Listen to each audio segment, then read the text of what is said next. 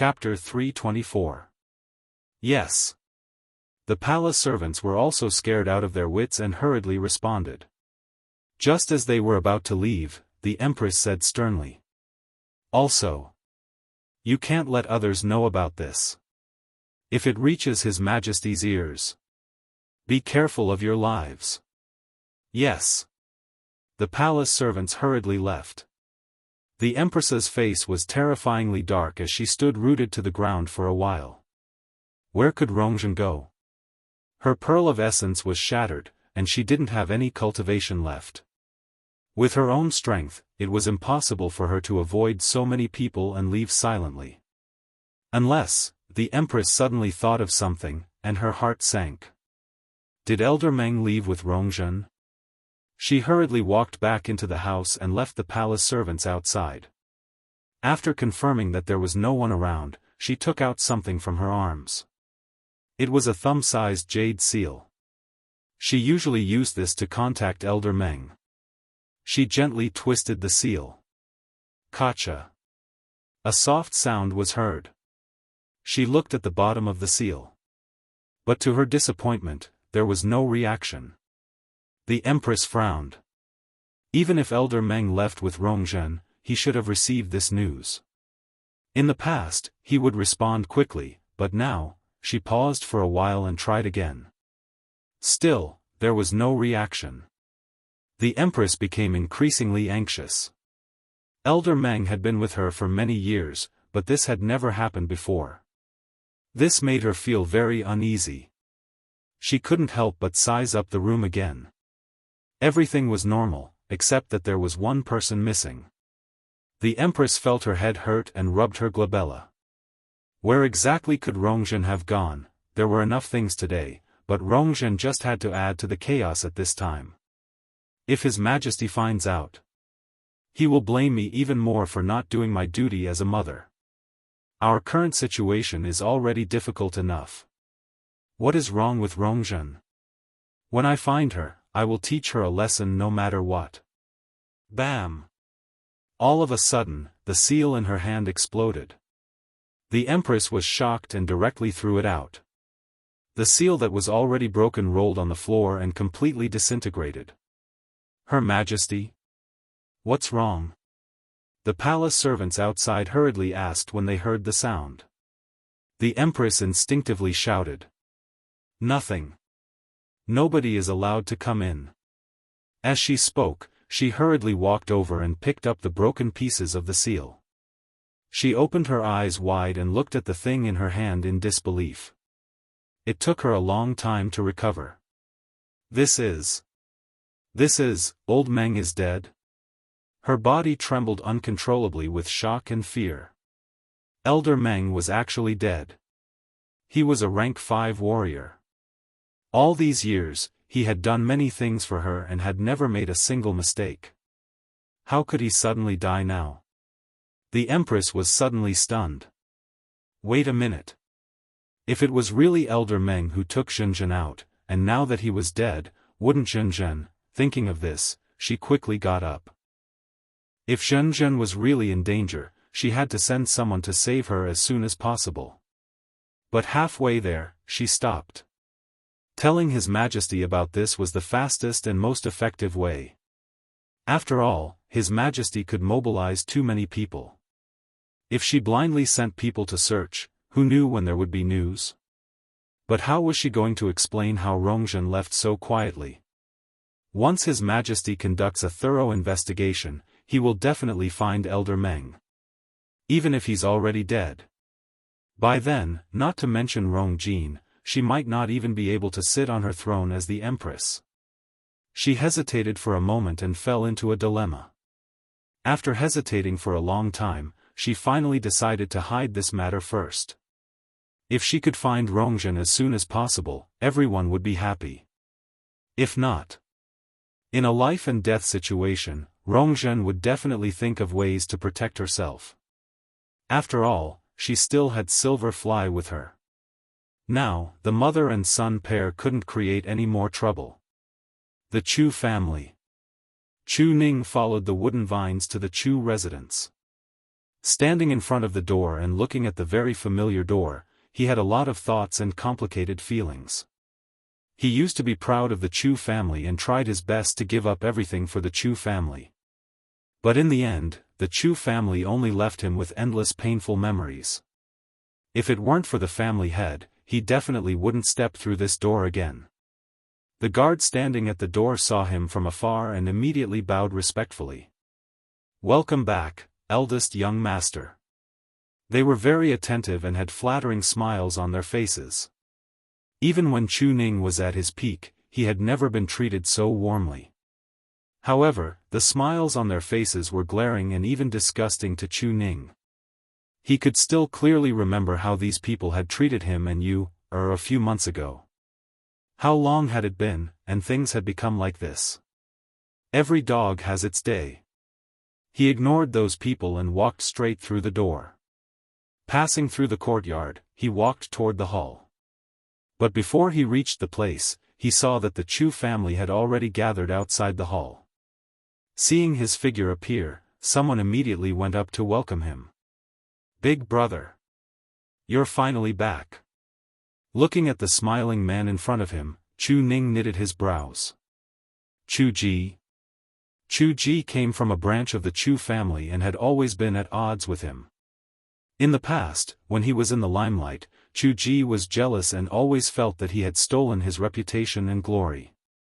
Later on, when he fell from grace, Chu Ji secretly made things difficult for him. Chu Ning's lips curled up into a cold smile. "Chu Ji, it's been a long time since I called you big brother. It seems you haven't called me that in 10 years, right?" A trace of awkwardness flashed across Chu Ji's face, but he quickly squeezed out an eager smile and pulled Chu Ning's arm with one hand. "Ha ha ha. Big brother, you still like to joke as before. Please come in. Everyone has been waiting for you for a long time." Chu Ning easily avoided his hand and looked at the crowd in front of him. He quickly looked around and sneered in his heart.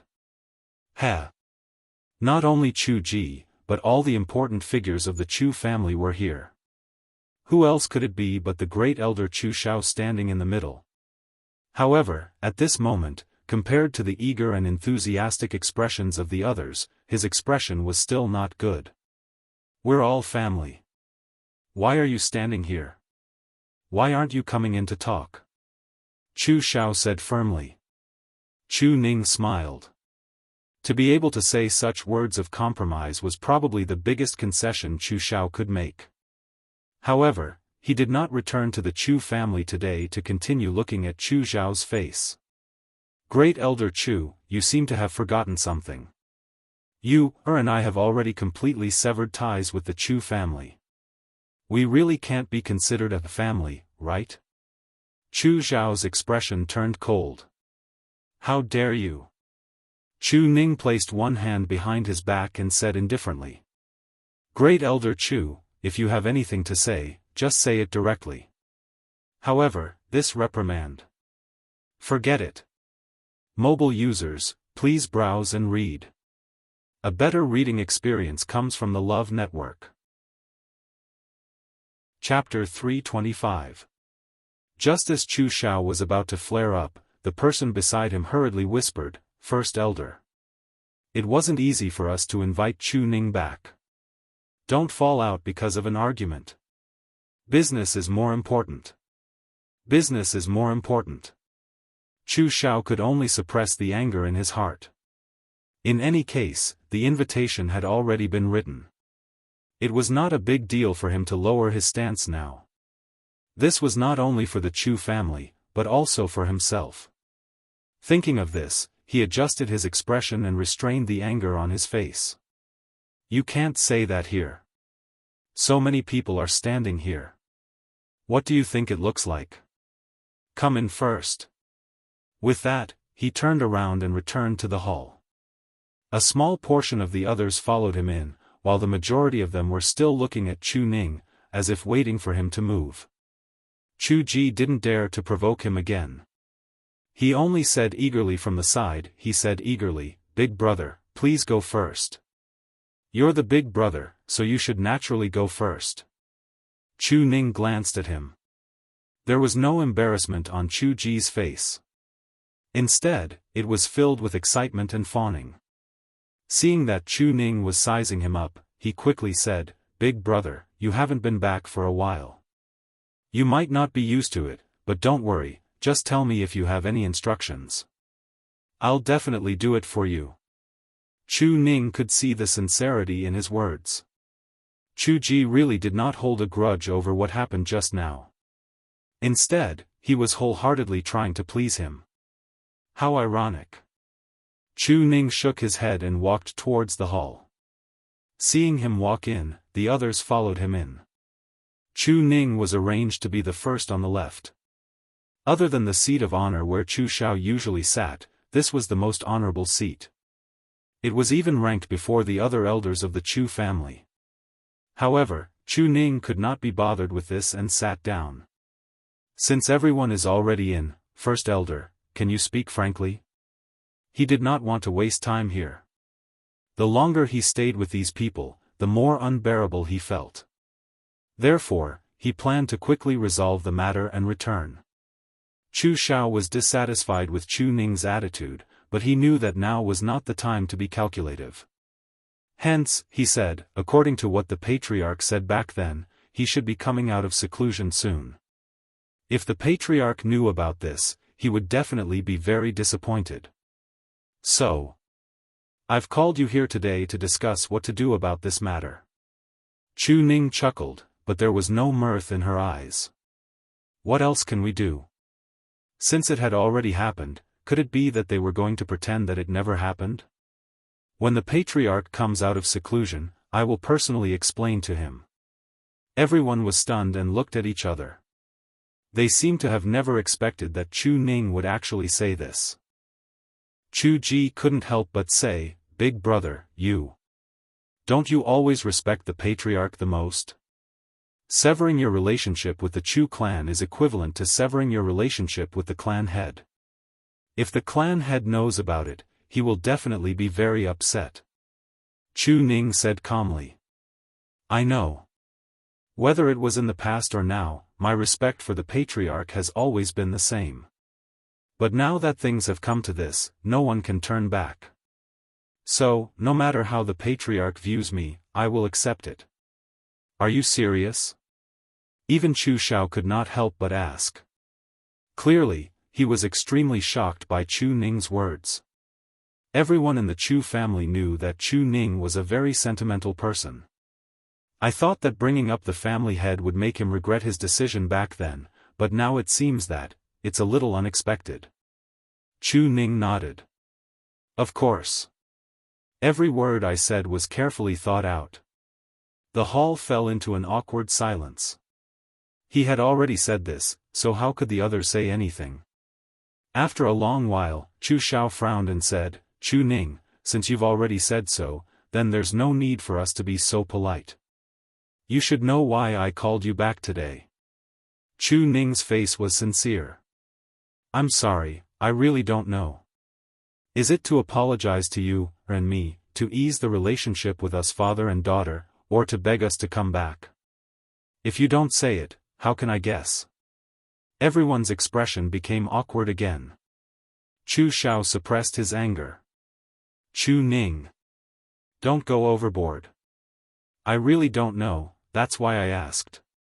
"Is this considered going overboard?" Chu Ning sneered and swept his gaze across everyone. "You can't be asking me to come back to chat, right?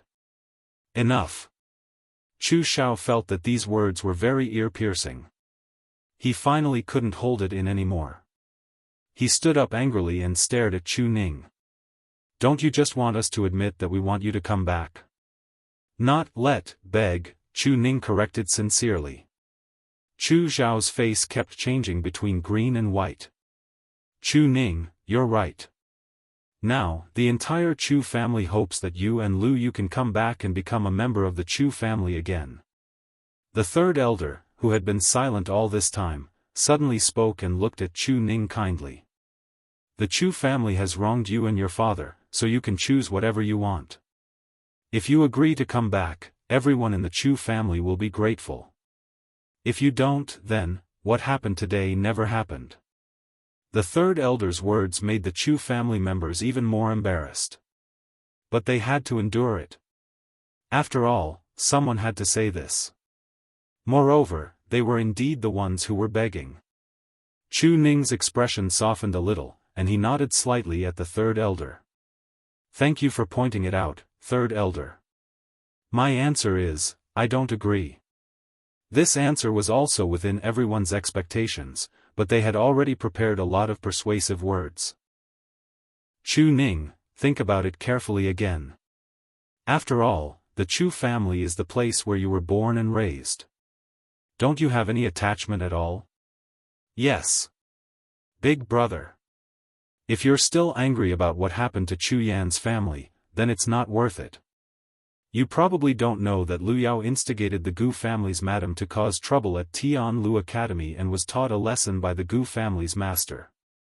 And Chu Yan is still lying in bed and can't get up.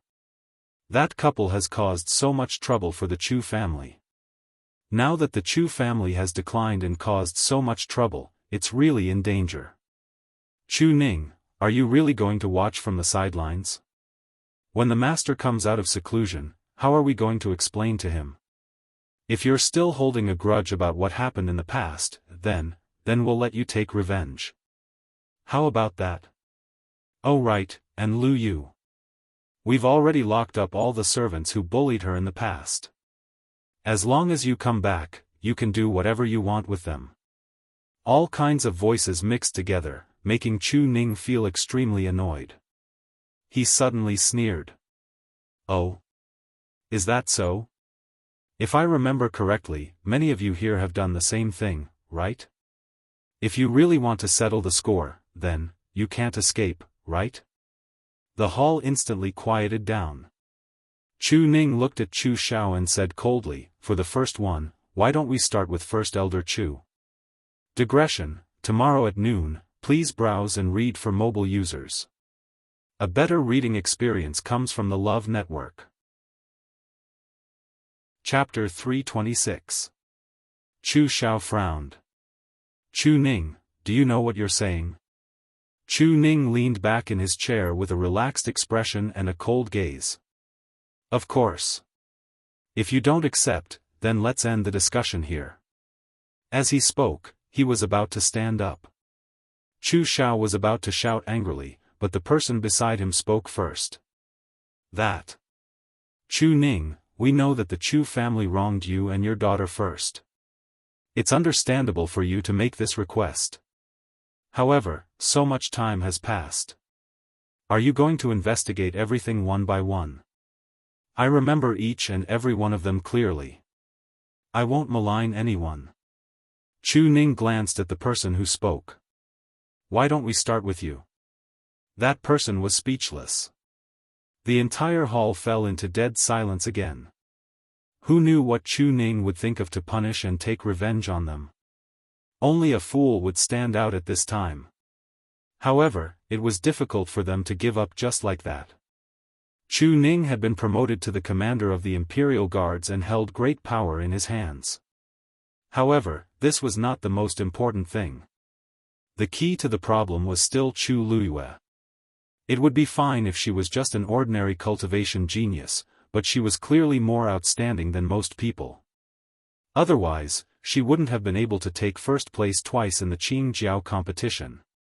Moreover, she was extremely talented as a celestial physician. From the moment she could refine pills, she was already considered a true celestial physician. One had to know that no one in the Chu family had achieved this in so many years.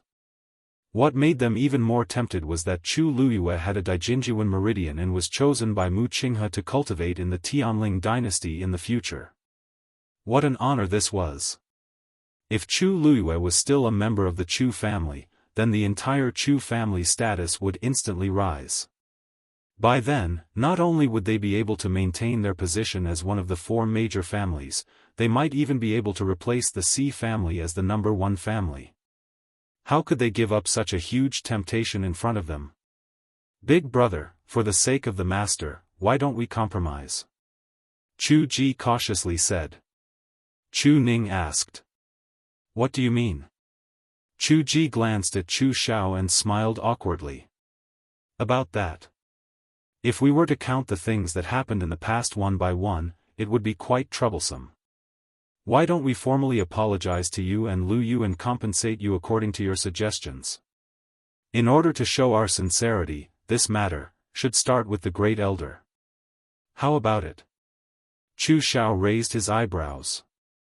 Chu Ji. Do you want this old man to lower his head and apologize first? Cough cough, Grand Elder, you don't have to be so blunt, except for the patriarch. Right now, you are the most respected person in the Chu clan. Isn't it the most convincing to start with you? Even if it's for the Chu family. Chu Ji lowered his voice when he said the last sentence, but everyone in the hall heard it clearly. Everyone's hesitant and worried expressions quickly dissipated. First Elder, what Chu Ji said makes sense. You have indeed given Chu Ning and his daughter a lot of grievances in the past. It is only right for you to apologize. Yes. You've already written the invitation. Didn't you ask Chu Ning to come back today to discuss a solution? It's best to turn big problems into small ones and small ones into nothing. First Elder, didn't you say that we are all family? Since we are family, it's fine to lower our heads. Chu Xiao was so angry that his face turned green. These people who were usually respectful to him actually sold him out in the blink of an eye in order to establish a relationship with Chu Luyue.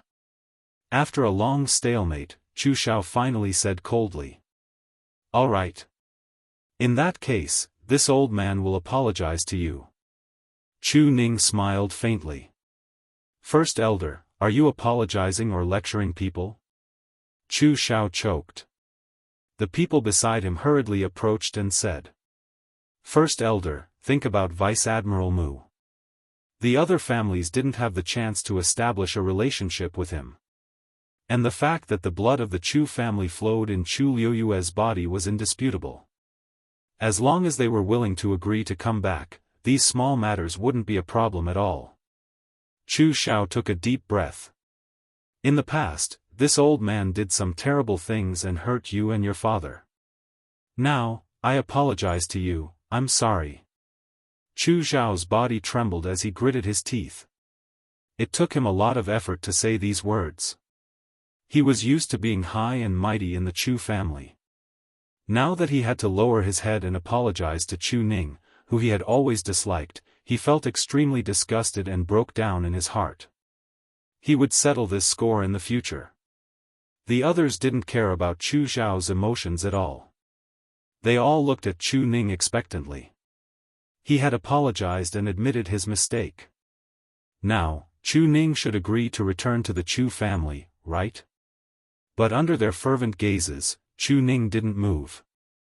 He just looked at Chu Xiao quietly as if he was still waiting for something.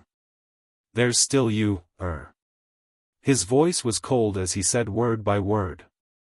Everyone looked at each other. Chu Xiao suddenly came back to his senses. You want this old man to apologize to Chu Luyue again? Chu Ning nodded as if it was a matter of course. Of course.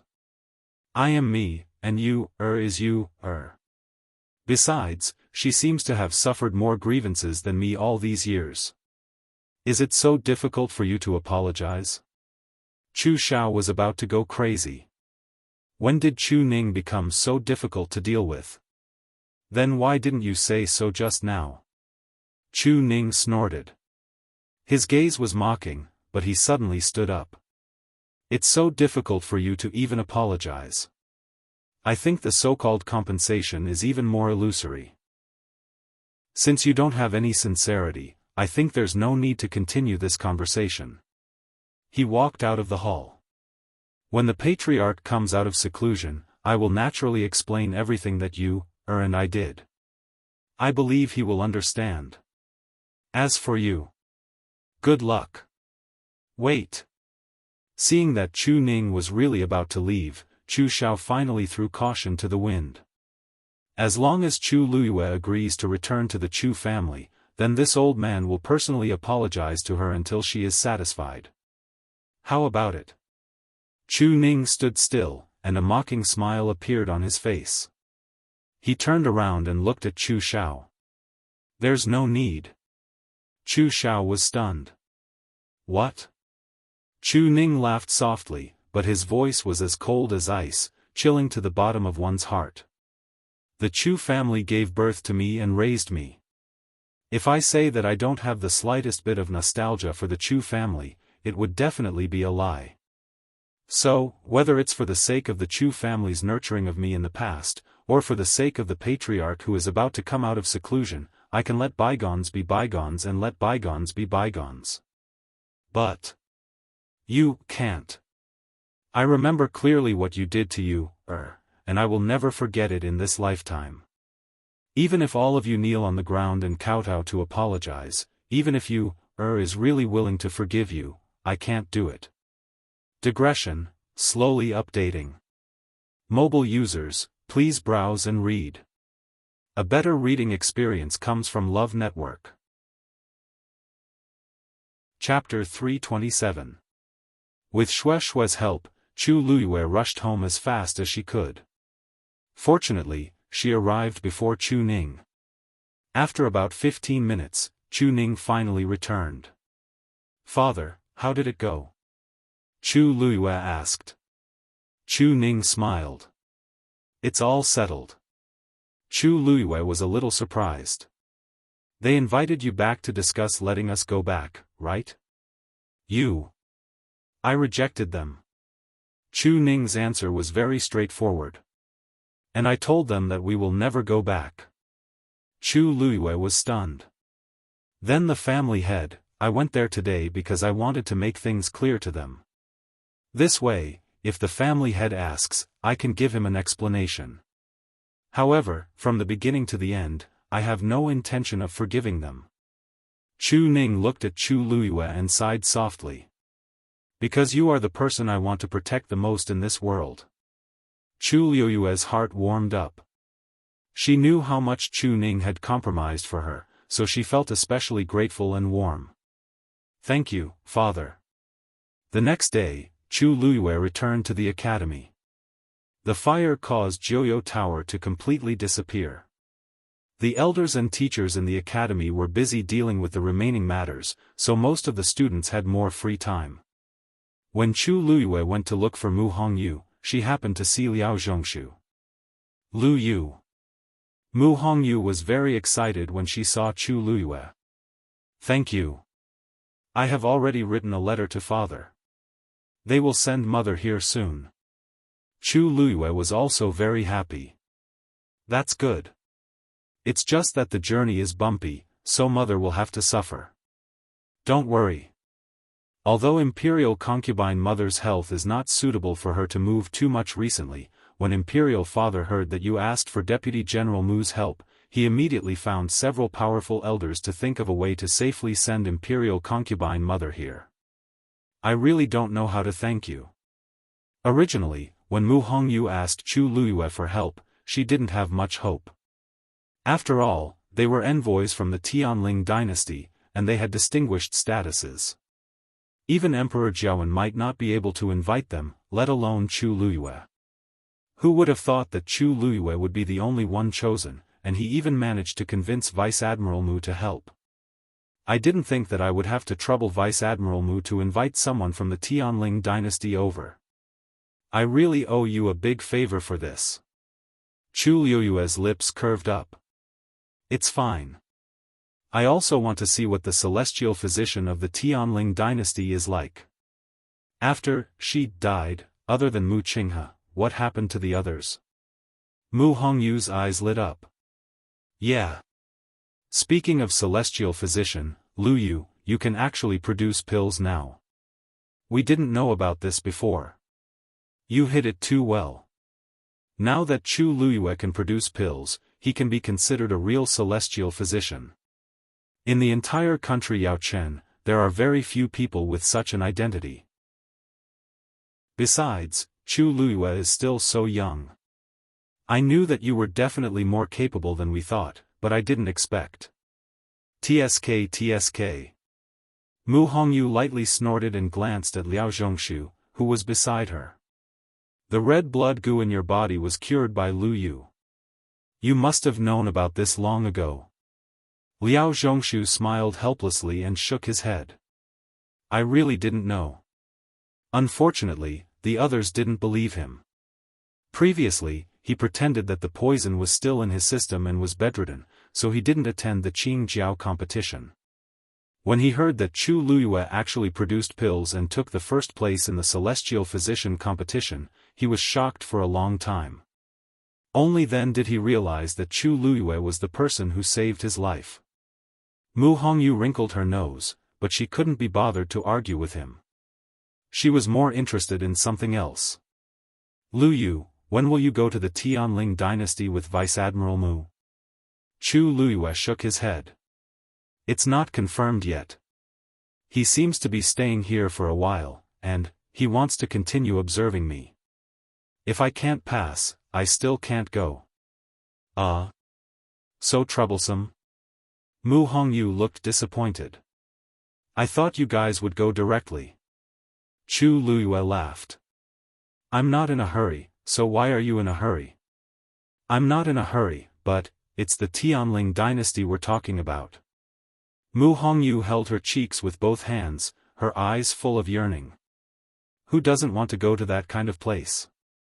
Lu Yu, don't you think everyone there is a genius? Everything there must be much better than here. Not necessarily, Chu Luyue said calmly. Mu Hongyu was stunned. How do you know? Chu Luyue paused and realized that he had said something wrong. Her eyes flickered, and she smiled. I guessed. If everything is good, then why did Vice Admiral Mu spend so much effort to come here? Now that you mention it, it does make sense. Mu Hongyu's eyes turned, and she suddenly thought of something. Right. You won first place in the Qingjiao competition and chose to go to Tai Yen Academy's library to read for a month. However, Vice Admiral Mu has already chosen you. Do you still want to go? Although this is an extremely rare opportunity, it's not worth mentioning compared to the Tianling dynasty.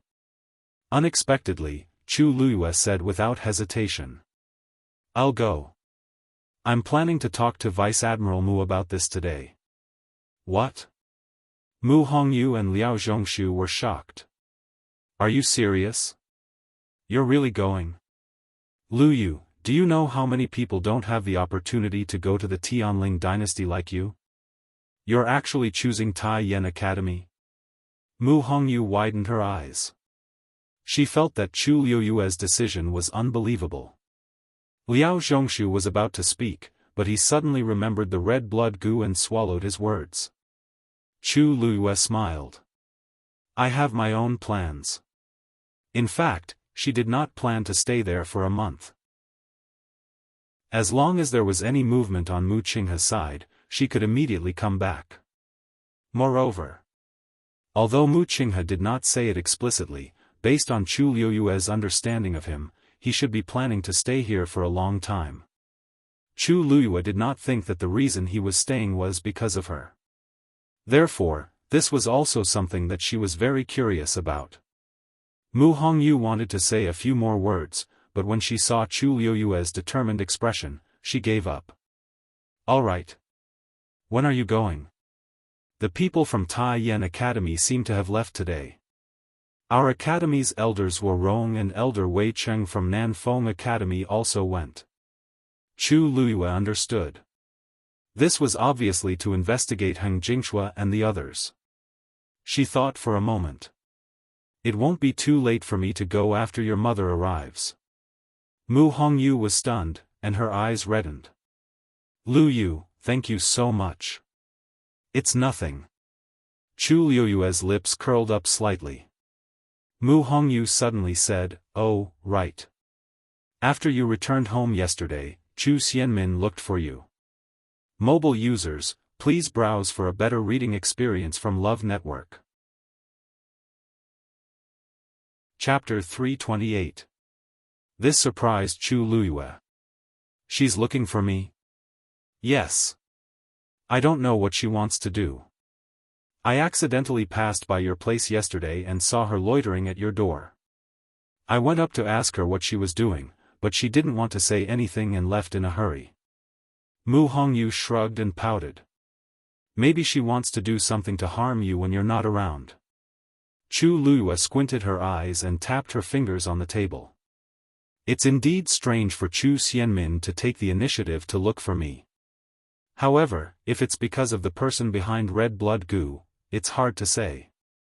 After all, during the Qing Jiao competition, she had clearly felt an inexplicable threatening aura. I have a feeling that the other party is targeting me. Then, on Chu Xianmin's side, did Chu Xianmin come to the academy today? She asked. I don't know. She probably came. Are you going to look for her? Mu Hongyu was a little worried. Chu Xianmin was cunning and vengeful. Nothing good would come of her taking the initiative to look for Chu Xianmin. Besides, the crown prince even asked Chu Luyue to be his wife in front of everyone. This was equivalent to slapping Chu Xianmin in the face. I'm afraid she hates Chu Luyue to death now. However, after thinking about it, Mu Hongyu felt that her worries were unnecessary. How can Chu Xianmin be Chu Luyue's match? Okay, go then. I'll go and confirm mother's arrangements after she comes here. Chu Luyue nodded and got ready to leave. Liao Zhongshu also suddenly stood up. Lu Yu, I'm also leaving. Do you still not know where Chu Xianmin lives? Why don't I bring you there? The two of them looked at each other. Chu Luyue nodded. Okay. The two of them walked towards Chu Xianmin's residence. Liao Zhongshu sighed. Lu Yu, I owe you my life. If you need anything in the future, just let me know. Chu Luyue looked at him. He had just recovered from a serious illness, and his face was still somewhat pale. However, the expression in his eyes was incomparably sincere. Perhaps I can't help you with anything now, but as long as you say the word, I will go through fire and water without hesitation. Chu Luyue looked at him for a while and nodded gently. It's a deal. Liao Zhongshu smiled in relief. The two of them continued to walk forward for a while. Liao Zhongshu stood still and pointed at a certain place ahead. That's where Chu Xianmin lives. Chu Xianmin did not live with others because of her excellent results when she entered the school. I'll wait for you here. Chu Luyue couldn't help but think that Liao Zhongshu was indeed a smart person. He knew what he should do and what he shouldn't do. The smile on her face deepened as she lifted her foot and walked towards that direction. Just as he reached the door was opened from the inside. Chu Xianmin was about to leave when she looked up and saw Chu Luyue. She was shocked. What are you doing here? Chu Luyue sized Chu Xianmin up. It had only been one night, but Chu Xianmin looked a lot more haggard. Even though she used a veil to cover her face, one could still see the faint dark circles under her eyes. Her tired, bloodshot eyes also showed that she was not in a good state. Were you looking for me yesterday? Chu Luyue's question made Chu Xianmin hesitate. No, Chu Luyue ignored her and walked past her into the room. You only have 15 minutes. Chu Luyue said lightly. Chu Xianmin turned around and felt that the pair of black jade-like eyes seemed to have seen through her. She clenched her teeth, closed the door, and turned to face Chu Luyue. Yesterday, that person came again. Chu Luyue raised his brows. When? Chu Xianmin shook her head. When I sent the crown prince back yesterday and came back to the academy, he had already been here. I didn't see him. He only left one thing behind. As she spoke, she walked to the table at the side and opened a box. Chu Luyue glanced at it from the corner of his eyes and focused. That's a letter? Chu Xianmin passed the letter to Chu Luyue. It was a letter wrapped in a red envelope. There was a strange picture printed on it, and there was a line of words in the middle. To Chu Luyue. The handwriting was strong and smooth. However, Chu Luiyue felt a strong murderous intent from it. She did not take the letter. Instead, she looked up at Chu Xianmin. Chu Xianmin immediately said, "I promise that I didn't say anything about you. I don't know why he wrote you a letter. I really don't know." She only knew that the other party purposely asked her to pass the letter. It was obvious that he already knew everything that happened here. This was also a warning to her. Ever since she received the letter yesterday, Chu Xianmin had been feeling uneasy and worried. She originally thought that the other party would kill her directly.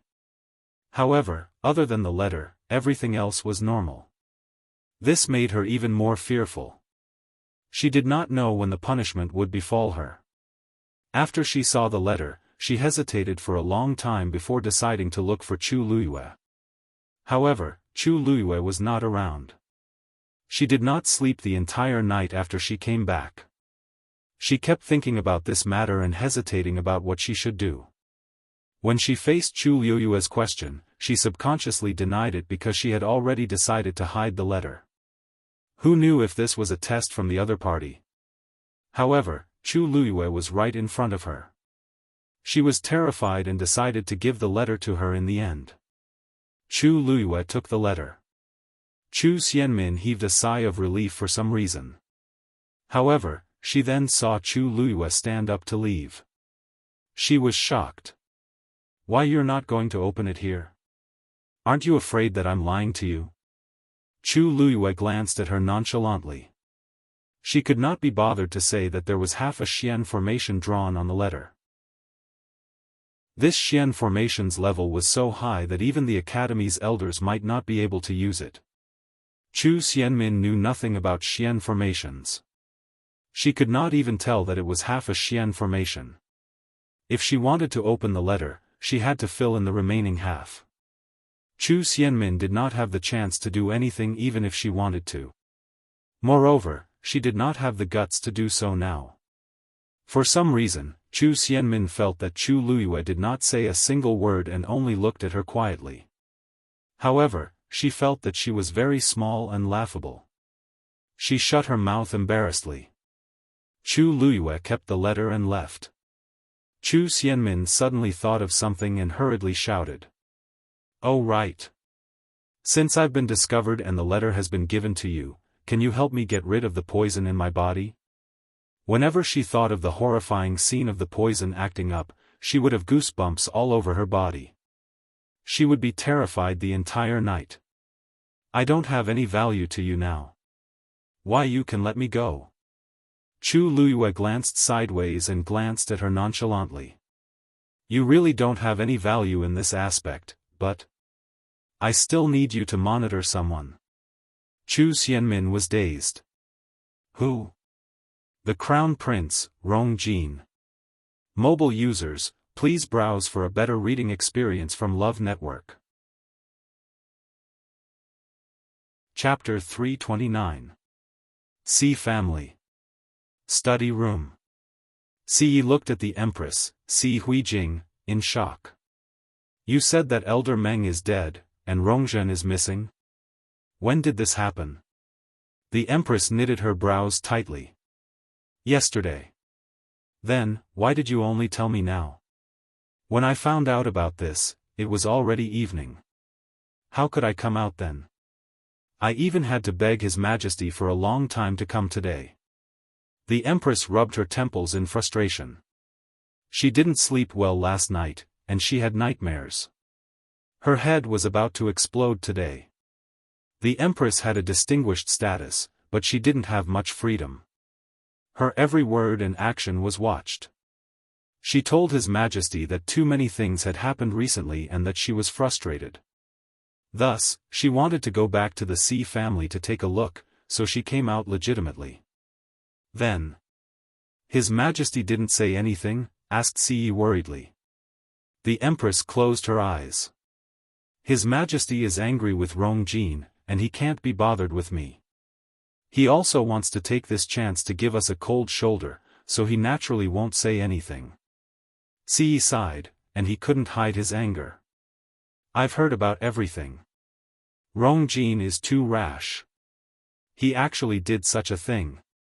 He's too confident in his position as the crown prince.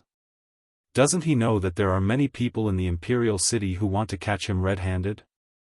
The empress couldn't be bothered to mention Rongjin, but he was her most important son after all, so she had to help him. I've already told him off. He promised that he won't do this again. Ce sneered and didn't care. If his promise was useful, he wouldn't have done such a thing. I used to think that Rongjin was petty, but it seems like the problem is more serious than I thought. He's brainless. The empress glared at him unhappily. Big brother, it's fine if other people say it, but why are you saying it too? You're his uncle. Ce wanted to say something, but when he looked up and saw the empress's haggard face, he paused and swallowed his words. Forget it, let's not talk about him. Rongjin and Elder Meng's matters are more urgent. What exactly happened? Tell me in detail. The empress's expression turned solemn, and she immediately recounted what had happened yesterday. So, we can confirm that Elder Meng is dead, and Rongjin is nowhere to be found? Ce asked blankly. The empress nodded helplessly. In the entire Ce family, only eldest brother and I know of Elder Meng's existence. Once His Majesty finds out, the consequences will be unimaginable. Therefore, I didn't dare to make it public and only sent people to search for him in private. We searched for an entire night, but we didn't find any traces of Rongjin. We didn't even find any useful clues. Ce fell into deep thought. Since Senior Meng took her out, they must have left the palace. Have you sent people to search for her favorite places outside the palace? I did, but I still couldn't find him. The empress sighed. That's why I came here today to ask Big Brother for help. If it doesn't work, we can secretly search the entire imperial capital. Perhaps we can find it. Easy for you to say. Ce got up and paced back and forth in frustration with one hand behind his back. Even for the Ce family, it's extremely difficult to achieve this. Besides, if we cause too much of a commotion, people will definitely find out. In less than half a day, His Majesty will know what we're doing. Then, what can we do? The Empress was also a little anxious. Elder Meng is already dead, and Rongjin is alone outside. We don't even know what's going on. Now that her Pearl of Essence is destroyed, anyone can easily take her life. If His Majesty finds out. Eldest brother, don't you know that the palace will immediately detect the death of every prince and princess? If something happens to Rongjin, His Majesty will definitely send people to investigate. If that happens, Elder Meng will definitely be implicated. Then, it will be the Ce family and me. Rongjin's current situation is already bad enough. If this is exposed, it will only make things worse. Rongjin is really too much. She's getting older, but her temper is getting worse by the day. She didn't even think about the consequences of doing this. She'll harm us both. Ce glanced at the Empress. Aren't you the one who spoiled Rongjin's temper? Besides, I see that you're so worried about her life not because you're afraid that something will happen to her, but because you're worried that she'll implicate you and Rongjin, right? If not, what can I do? The Empress was exposed, and her embarrassment turned into anger. It wasn't easy for me to fight for the crown prince position. If Rongjin falls, what else do I have to rely on? Rongqi? With his temper, he can't take on any big responsibilities. Rongqi's talent and abilities are average, so he can't be of use. Even if he's already a prince, he can't do anything. They're both princes, but look at Prince Li, Rongxiu. He hasn't been in the imperial city for so many years, but he can still win His Majesty's favor by staying at Princely Mansion all day after coming back. It's really infuriating to compare oneself to others. Ce waved his hands impatiently. Enough. There's no use saying all this now. We still have to find Rongjin as soon as possible. As long as we hide it from His Majesty, everything will be fine. Oh right, do you know why Rongzhen asked Elder Meng to bring her out at this time? How would I know? Halfway through her sentence, a white light flashed across the Empress's heart. No. Rongzhen also asked Elder Meng to accompany her out previously. That time, she went to find Chu Luiyue. It was also after that time that Rongzhen often looked at the same drawing repeatedly. She had unintentionally seen it before, and it seemed to be a simple map. Rongzhen had also been talking about finding Chu Luiyue a few days ago. Chu Luiyue! She screamed in shock. Siyi was dazed. What? What has this got to do with Chu Luiyue? No. Brother, you don't know. Rongzhen's disappearance is most likely related to Chu Luiyue. The Empress clasped her hands nervously and hated herself for not thinking of this earlier. It must be her. It must be her. Other than Chu Luiyue, who else can kill a stage 5 warrior so easily? Perhaps Chu Luiyue herself can't do it, but she has too many secrets and countless tricks up her sleeves. Brother! Quick! Get someone to find Chu Luiyue.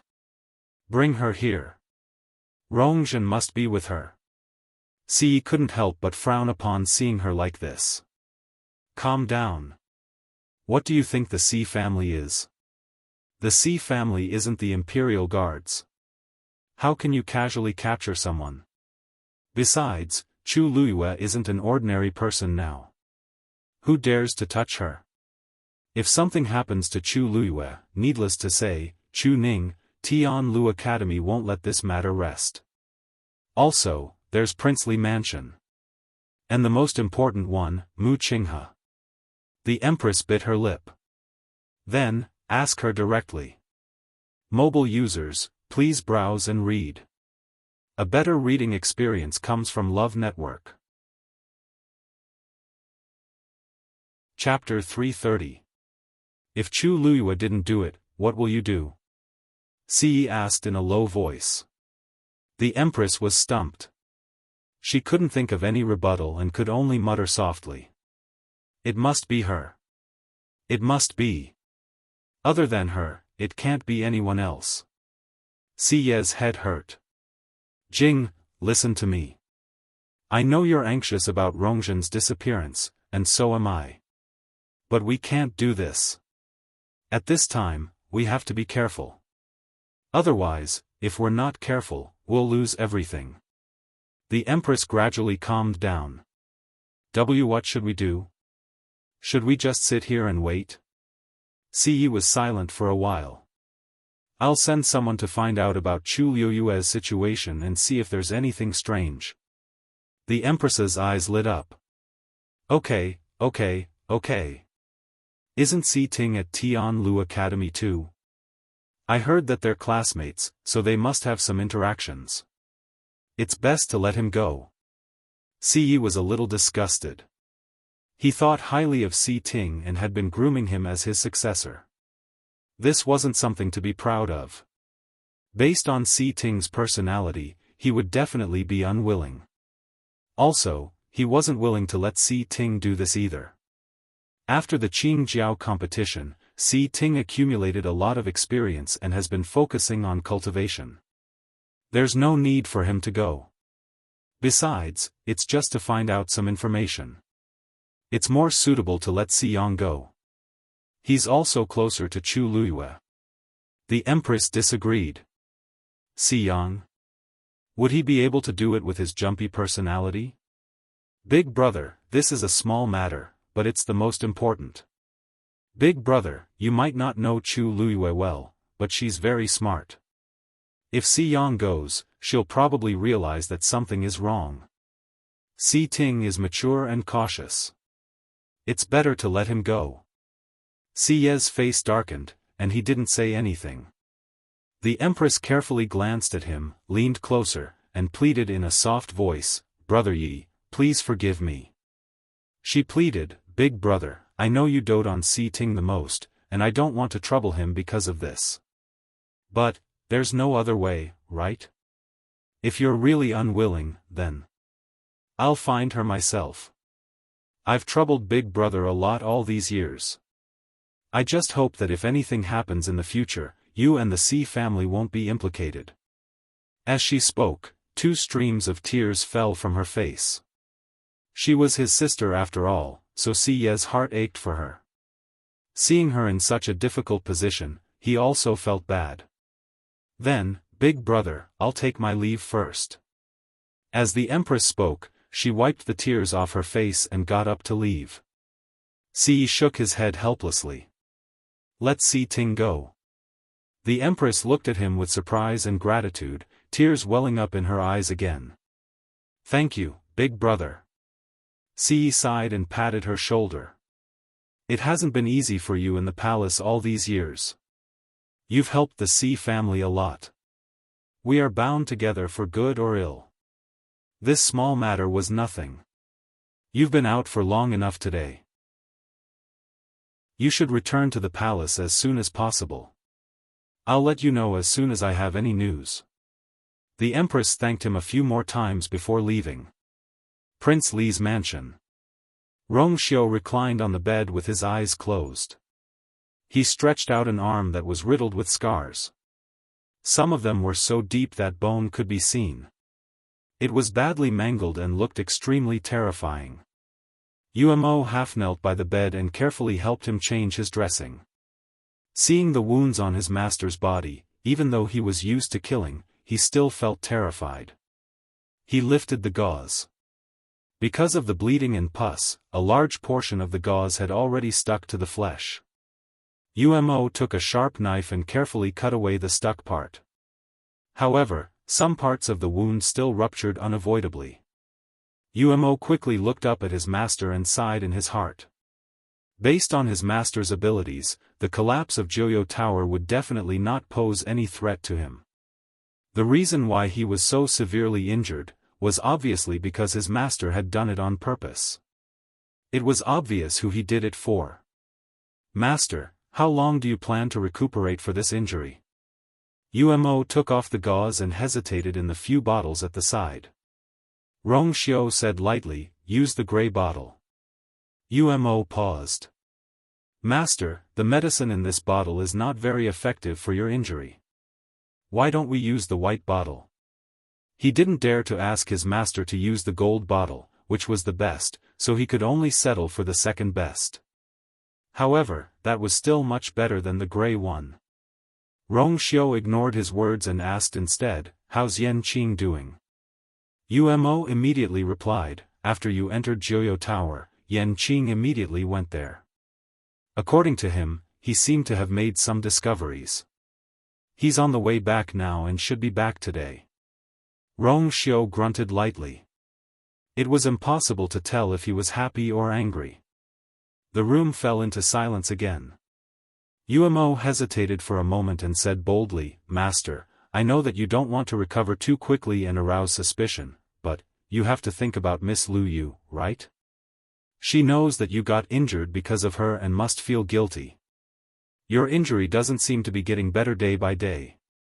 Won't her heart ache every time she sees it?" Rongxiu's fan-like eyelashes trembled slightly. Then, he slowly opened his eyes and looked at Umo thoughtfully. His eyes were pure and deep, like the most brilliant and mysterious starry night. It was as if he could see through everything. Suddenly, a cluster of golden flames flashed in the depths of his eyes. Umo's heart skipped a beat. "Master, digression, I've been having nightmares these few days. I dreamed that I was scolded for not updating properly, and even beaten up. I'll try my best not to be beaten up tomorrow at midnight." Mobile users, please browse and read. A better reading experience comes from Love Network. Chapter 331. That golden light quickly disappeared as if it had never appeared. However, Umo was sure that he had not seen wrongly. His heart trembled as he hurriedly lowered his eyes. "Master, Rongxiu closed his eyes. After a while, he opened them again and regained his usual calmness. "Continue." His thin lips gently spat out 2 words. Umo picked up the gray bottle and evenly sprinkled the powder inside on Rong Xiu's wound. The bitter smell of medicine wafted in the air. Umo carefully bandaged his wound with new gauze while feeling conflicted.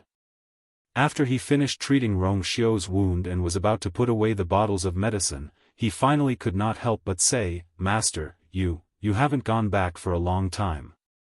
Do you want to take this chance to go back?" Rong Xiu's expression was calm, and he did not say anything. Umo knew that this was a rejection, so he could only leave respectfully. However, when he reached the door, he recalled the golden flame that flashed in Rong Xiu's eyes. He could not help but turn around and plead. "Master, are you really not going to reconsider? If Miss Lu Yu finds out, what has Mu Qinghe done in the past 2 days?"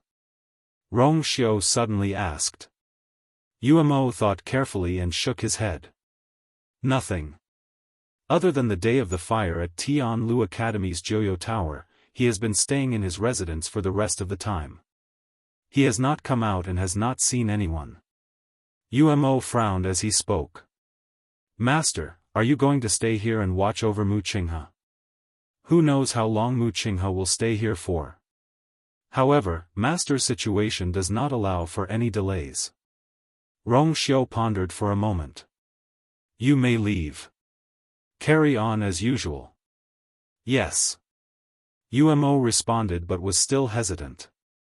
"Then, do you want to make arrangements for your return now?" Rong Xiu shook his head. "I know what to do." "Yes." Liao Zhongshu didn't have to wait long before he saw Chu Luyue walk out of the room. He asked in surprise, "So fast?" Chu Luyue smiled. "Yes. I've found some clues. I'll go back and think about it." "You should go back too." Only then was Liao Zhongshu relieved. He bid farewell to Chu Luyue and left. Chu Luyue returned to his residence alone. She went up to the 2nd floor, entered her room, and locked the doors and windows before taking out the letter. At first glance, this letter was no different from an ordinary letter. However, the complicated Xian formation on it made Chu Luyue understand that this was a letter that the other party had deliberately sent to target her. She took a deep breath. This Xian formation should be a level 5 Xian formation, but its difficulty could be considered one of the highest. Even a true level 5 mystic cultivator might not be able to successfully fill in the remaining mystic formations. The strength she had shown to the outside world was definitely not at this level, but the other party had sent such a letter. There was only one explanation: the other party firmly believed that she could solve this Xian formation and open this letter. Chu Luyue's hand that was holding the letter tightened slightly. In this world, there were very few people who knew that she had such strength. Then, who was the person who was targeting her and knew her so well? Chu Luyue had a faint premonition. Perhaps the answer was hidden in this letter. She held her breath and concentrated, beginning to study the Xian formation on the letter. After a moment, she picked up a brush from the table and dipped it in ink.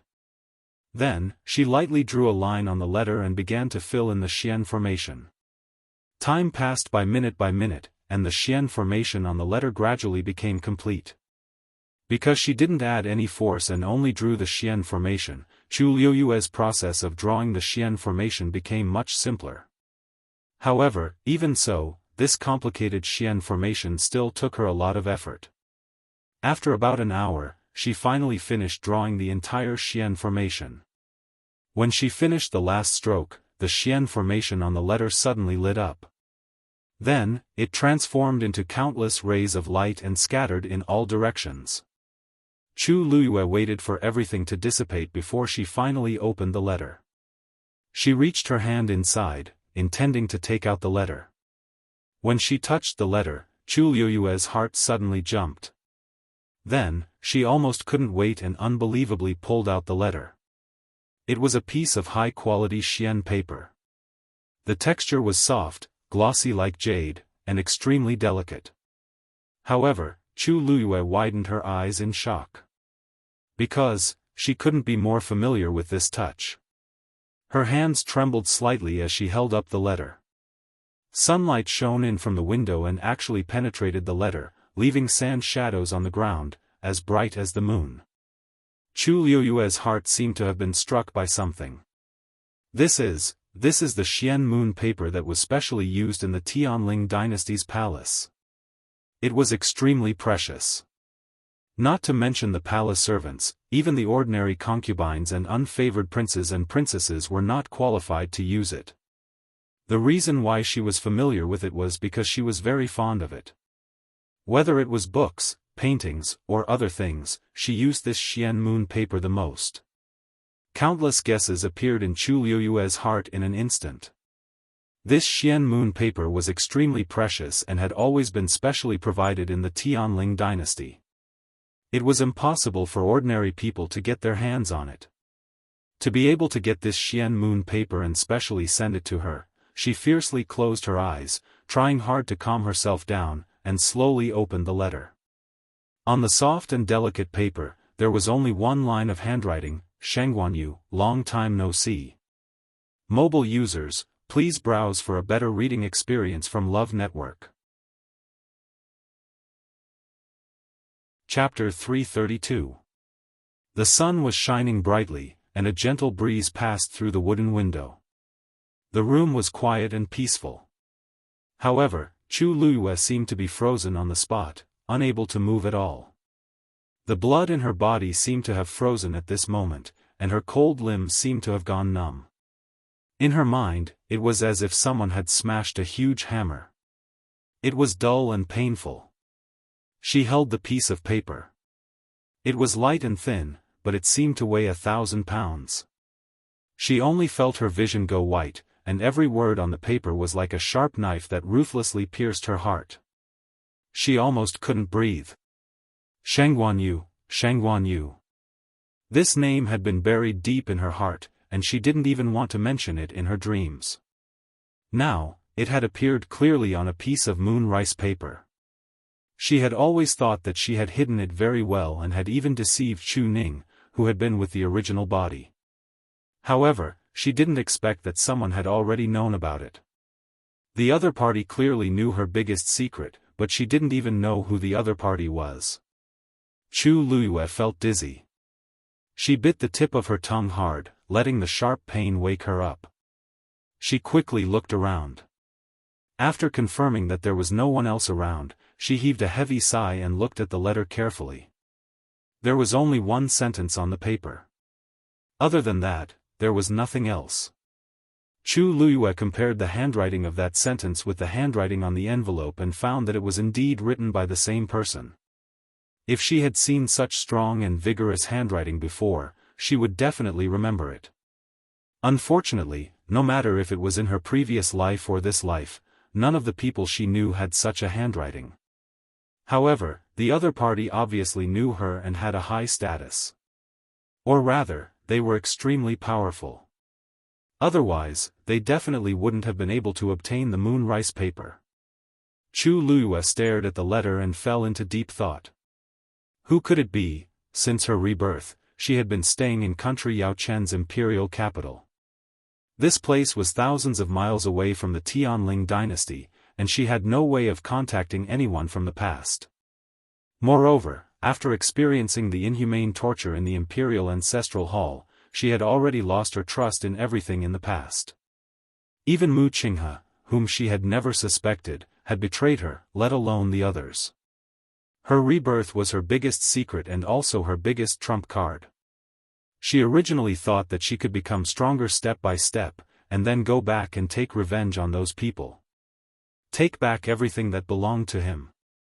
But now that this letter had suddenly appeared, she suddenly realized that things were developing in a direction that she could not foresee. How have you been? How have you been? Chu Liyue murmured as countless faces flashed through his mind. Judging from his tone, he seemed to be quite familiar with her. However, she really couldn't figure out who the other party was. At this moment, she suddenly felt a strange movement in her dantian. Holding his breath and concentrating, the original spirit looked inside. Inside his dantian, the water droplet quietly floated. Directly below, within the heavenly square medicinal cauldron, a black-colored flame transformed into a legendary three-eyed eagle illusion. It was ferociously staring at the outside of the heavenly square medicinal cauldron. Dumpling? The two fiends were fighting with each other through the transparent heavenly square medicinal cauldron. Judging from the burnt fur on Dumpling's body, they had been fighting for a long time. Chu Luiyue couldn't help but hold her forehead. Why are you fighting again? It hasn't even been 2 days since you came out of Jiuyo Tower, and you have already fought 5 times. Haven't you fought enough? Dumpling remained motionless as she stared at the legendary three-eyed eagle opposite her. Although the legendary three-eyed eagle was a divine beast, it didn't have a physical body now. Only a soul was left in the karmic fire, and its size was about the same as Dumpling's. The legendary three-eyed eagle's scarlet eyes were indifferent and cold. If it wasn't trapped in the heavenly square medicinal cauldron, it would have long rushed out and killed this reckless thing in front of it 1,000 times. No matter what, it was a renowned paragon back then. Now, it was reduced to fighting with a mere blood ferret. It was really shameless. Looking at the two fiends who were still at daggers drawn, Chu Luiyue pondered for a moment, looked at Dumpling, and said, "Dumpling, if you continue fighting, I won't stand up for you." Dumpling swung its tail and angrily pulled it up. Chu Luiyue then saw that there was a burnt patch on it. "You're not angry because of this, are you?" Dumpling nodded fiercely. "That's it." Its beautiful fur had been destroyed. It had never suffered such grievances before. If it didn't get revenge for this, how could it continue living in this world? Chu Luiyue was speechless as she looked at its angry and self-righteous look. "Isn't this because you provoked it first?" Although she wasn't paying attention to the situation in her dantian, it didn't mean that she didn't know anything. Dumpling choked. A look of mockery flashed across the legendary three-eyed eagle's eyes. A mere third-grade fiend. Its level isn't high, but it has many problems. Dumpling was instantly enraged. Chu Luiyue glanced at the legendary three-eyed eagle indifferently. "You're a divine beast, but aren't you staying here and fighting with a mere third-grade fiend?" The legendary three-eyed eagle was stunned and felt extremely embarrassed. It flapped its wings fiercely.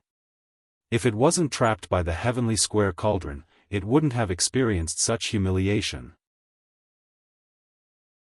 Chu Luiyue saw that the two fiends finally stopped fighting, but another question arose in her heart. Dumpling was indeed a third-grade blood ferret. Facing the legendary three-eyed eagle, it should be respectful and fearful. However, the current situation didn't seem to be the case at all. Dumpling didn't seem to be as respectful as other fiends towards fiends that were of a higher grade than itself. It was like this when it faced the black flying python in Wanling Mountain, and it was the same when it faced the legendary three-eyed eagle now. But the key was that the legendary three-eyed eagle was a divine beast. What kind of secret was Dumpling hiding? Chu Luiyue looked at Dumpling and pondered for a while. She suddenly said, "I remember that third-grade blood ferrets have the chance to break through and increase their grade. Dumpling, what about you?" Dumpling was still hugging its tail pitifully as if it didn't care about this question. Chu Luiyue thought for a while and felt that there was no point in asking these questions. Dumpling wanted to follow her, and she could feel that Dumpling liked and relied on her. Perhaps this was enough. As for those mysteries, perhaps they would be solved in the future. Chu Luiyue opened her eyes and looked at the letter in her hands again. After a while, she put the letter away and placed it in her cosmic bag. The C family. Study room. Si Ting looked at Si. His brows were slightly knitted on his cold face, and it was obvious that he didn't agree. "You're asking me to find Chu Luiyue to ask about Rongzhen's whereabouts?" Si coughed. "I know that you don't like to do these things, but this is very important. I can only rest assured if I leave it to you." Si Ting paused and said coldly, "I'm not going. I'm not going. Mobile users, Please browse for a better reading experience from Love Network. Chapter 333. Si had already expected Si Ting to reject him, so he wasn't surprised and patiently persuaded him. Si Ting, I know that you have dealings with Si Yang and Chu Luiyue. This isn't difficult for you. You. Master, I can't follow your orders. Si Ting interrupted Si Yi, which was rare of him. Si Yi was stunned for a moment. It was only then that he realized that Si Ting was very resistant to this matter. But this doesn't just involve Rongzhen. It also involves the Empress and Rong Jin. After all, the Empress is a member of the Si family. If anything happens to them, it will be a huge problem for the Si family. Si Ting glanced at Si Yi and calmly asked, "The Empress is the fourth princess. She should immediately inform His Majesty about her disappearance and get the imperial guards to look for her. Why would the Empress secretly let the Si family do this? Also, it somehow involves Chu Luiyue." He remembered that Rongzhen and Chu Luiyue didn't interact much. The only time they met was at Crown Prince Rong Jin's birthday banquet. That time, Rongzhen purposely humiliated Chu Luiyue in front of everyone, but she was taught a lesson by Chu Luiyue in the end. Perhaps Rongzhen hated Chu Luiyue from then on. According to her personality, it wasn't surprising that she secretly attacked Chu Luiyue after that. But now that she's missing, what does it have to do with Chu Luiyue? Si Yi was at a loss for words. He couldn't tell Si Ting about Elder Meng's existence. But Si Ting was stubborn. If he wanted to get to the bottom of it, then, these things are very complicated. Anyway, even if it's for the Si family, what can you do by asking? Si Ye's head hurt. As long as you don't let Chu Luiyue find out that you're asking about Rongzhen, she'll definitely know. Si Ting said resolutely.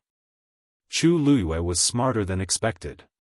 Many times, even he couldn't tell what she was thinking. Master, I've been classmates with Chu Luiyue for a few months, so I have some understanding of her. If this matter really had something to do with her, then once I opened my mouth, she would definitely be immediately alarmed. On the other hand, if there's no relationship between them, then asking her out of the blue will only arouse her curiosity and suspicion.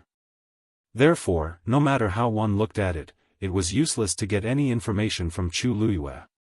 Si Yi leaned back in his chair and fell into deep thought. He knew that Si Ting's words made sense. But other than that, what else could he do? Get someone else to go? He was really worried. Si Ting looked at him with a dark expression. Patriarch. Chu Luiyue has already been selected by Vice Admiral Mu. Do you really want to put the entire Si family in danger for the Empress and the Crown Prince? Si Yi was suddenly shocked. Mu Qinghe was resting in her room. Red Demon stood by the window and groomed its feathers from time to time. The wounds from the previous fight had already healed, but it still felt that it had affected its image, so it had been staying obediently for the time being. It wanted to wait until it was completely healed before going out. Once bitten, twice shy. I've taught you this lesson too many times. If you don't listen, you'll be the one who suffers in the end. Mu Qinghe glanced at Hong Yao and poured herself a cup of tea. Hong Yao pretended not to hear anything. Mu Qinghe looked at the rising white smoke without any expression on his face. You're only a 7th grade fiend now. How dare you fight with a divine beast? Hong Yao froze. It had not revealed anything from the beginning to the end. How did Mu Qinghe know? Mu Qinghe narrowed her eyes when she saw its reaction. It seems like it's true. It had been tricked. Hong Yao suddenly understood and was very annoyed. Mu Qinghe was just guessing and tricking it. Hong Yao glared at Mu Qinghe fiercely. It was always like this. It would betray its master sooner or later. Mu Qinghe picked up the teacup and rubbed it slowly. Divine beast. This place is indeed, his voice was very low, and it was almost inaudible. Suddenly, Hong Yao felt a familiar aura. Its eyes lit up as it flapped its wings and flew outside. Mu Qinghe looked up slightly and looked at the door with deep meaning. Chu Luiyue looked up slightly and looked at the house in front of her. This was Mu Qinghe's residence in the imperial city. There were no guards outside the door, and even the streets beside it were deserted. She didn't meet anyone on her way here. Those who didn't know would find it strange if they came here. However, Mu Qinghe was the one living here, so everything made sense. In the imperial city, there were countless people who wanted to visit Mu Qinghe in order to establish a relationship with him. However, nobody dared to do so. Even Emperor Xiaofan didn't dare to disturb him, let alone others. She heard that Emperor Xiaofan originally wanted to send a few people to serve Mu Qinghe, but he rejected them all. Hence, there wasn't a single servant inside or outside the house. Mu Qinghe lived here by himself. However, there was a transparent barrier outside the door. From afar, one wouldn't notice anything strange. However, once one got close, they would immediately feel a strong suppression. Chu Luiyue was thinking about how to knock on the door when a green figure suddenly flew out from the wall and went straight for her. Hong Yao. Chu Luiyue looked shocked, but she thought in her heart, Hong Yao's sensitive sense of smell is still the same as before. It can even tell that it's me from so far away. Hong Yao happily flew in front of Chu Luiyue. I was about to die from boredom these 2 days. I didn't expect Chu Luiyue to come today. Hong Yao, your master, creak. Before Chu Luiyue could finish her sentence, the door suddenly opened from the inside. An entrance appeared above the spirit formation. Hong Yao quickly flapped its wings, urging Chu Luiyue to hurry in.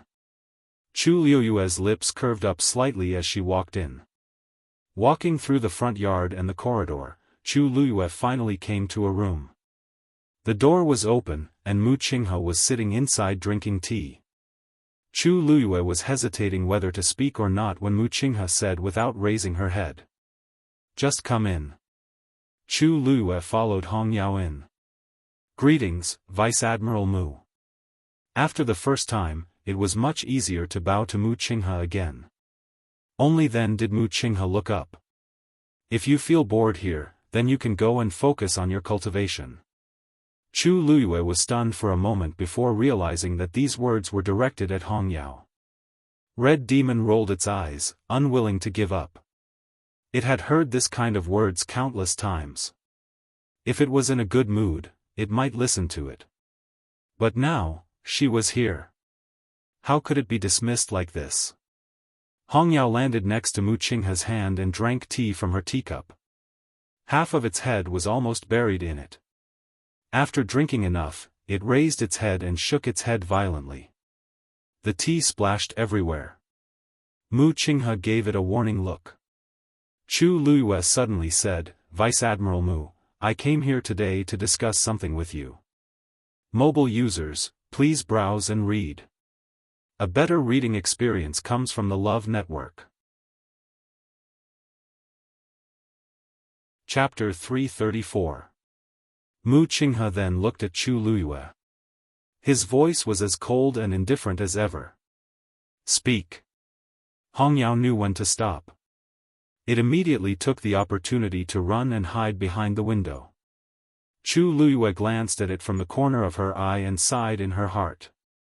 Hong Yao was really troublesome. It knew that Mu Qinghe hated it when people touched his tea, but it still dared to do so. It was really rare for it to survive until now. It was strange. Mu Qinghe came from a humble background. When he was young, he had to snatch rotten buns from beggars and did not have a good day. Later on, when he followed her, his conditions in all aspects improved a lot. However, he was not like other people who had risen from poverty and were passionate about those luxuries. Instead, he was wholeheartedly focused on cultivation and war. Except for one thing, tea. Even she did not know when he fell in love with tea. Not only did he like to drink tea, but he also liked to make tea. Chu Luiyue remembered that he had good tea brewing skills. Even the tea masters in the palace might not be comparable to him. She stopped thinking and looked at Mu Qinghe. She briefly told him her plan. So, I'm here this time to hope that you can approve it. As for the length of time I stay in Tai Yen Academy, it's up to you. Mu Qinghe picked up another cup and poured a cup of tea. He looked at Chu Luiyue with a scrutinizing gaze. It seems like you're sure that I won't leave here in the short term. That's why you have the guts to make such a request. Chu Luiyue's smile did not change. Didn't you say before that you would stay here for a period of time? I don't know how long you're referring to, but I'm here to ask. After all, it's an extremely rare opportunity to borrow books from other academies' libraries for free. I don't want to miss it. Vice Admiral Mu, please understand. Mu Qinghe did not speak for a long time. Other than looking for a genius with a Daijing Yuan meridian, he did have other important things to do this time. It would definitely not end in 3 to 5 days. Chu Luiyue's request did not seem wrong. However, you can go if you want, but I have a question that you have to answer honestly. Chu Luiyue nodded. Vice Admiral Mu, please speak. Mu Qinghe stared at her. That day, in Jiuyo Tower, did you get something? Chu Luiyue's heart skipped a beat. Then, her eyes widened slightly, as if she was surprised and curious. What do you mean? Mu Qinghe didn't say anything. He just looked at her with a deep gaze as if he wanted to expose her lie. His cultivation level was extremely high, so the pressure on his body was also extremely strong. His piercingly cold gaze was almost tangible. If it were anyone else, they probably wouldn't be able to withstand such scrutiny. But Chu Luiyue was different.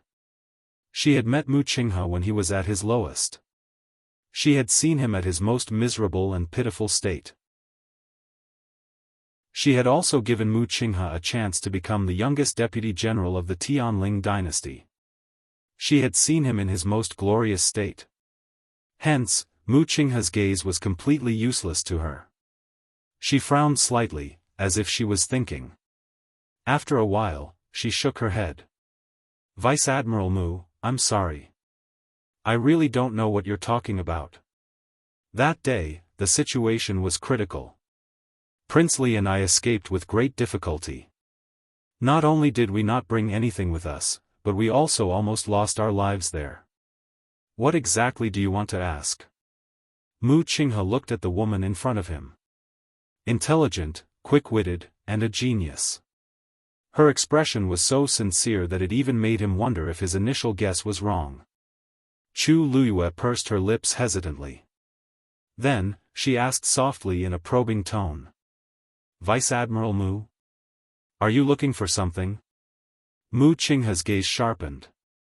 The aura on his body instantly surged, and it surged toward Chu Luiyue.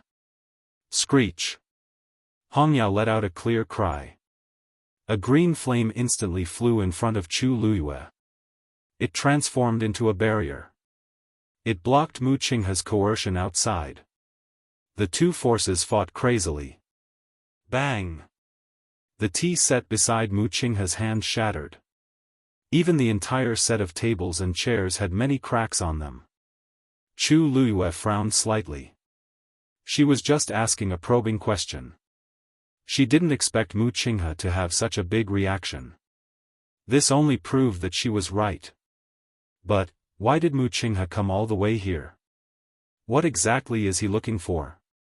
The forces of both sides gradually dissipated, leaving the entire room in a mess.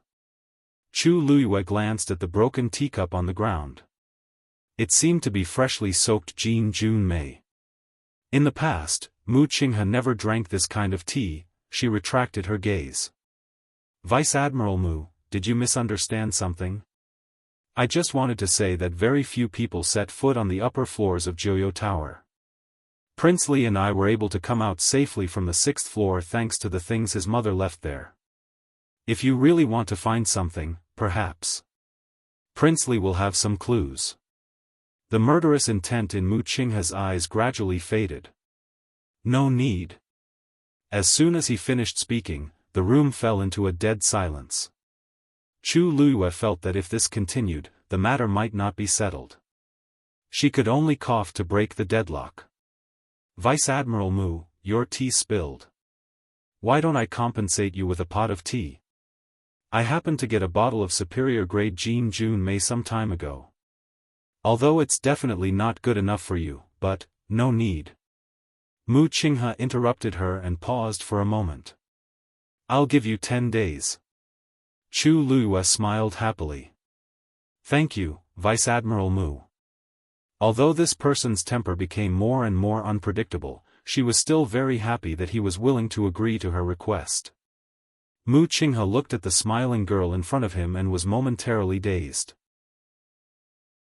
That pair of bright and pure black jade-like eyes were too similar.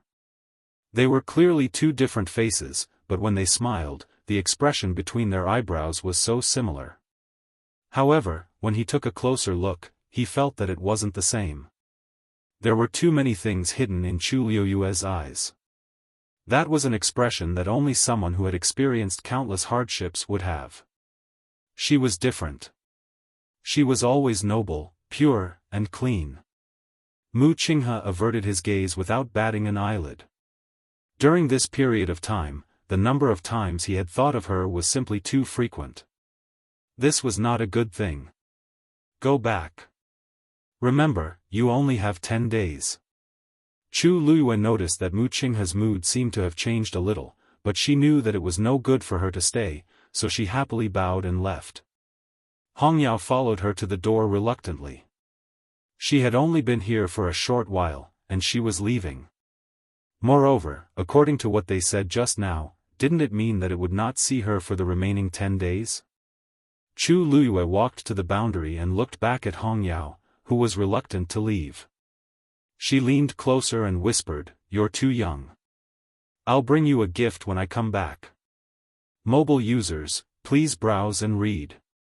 A better reading experience comes from the Love Network.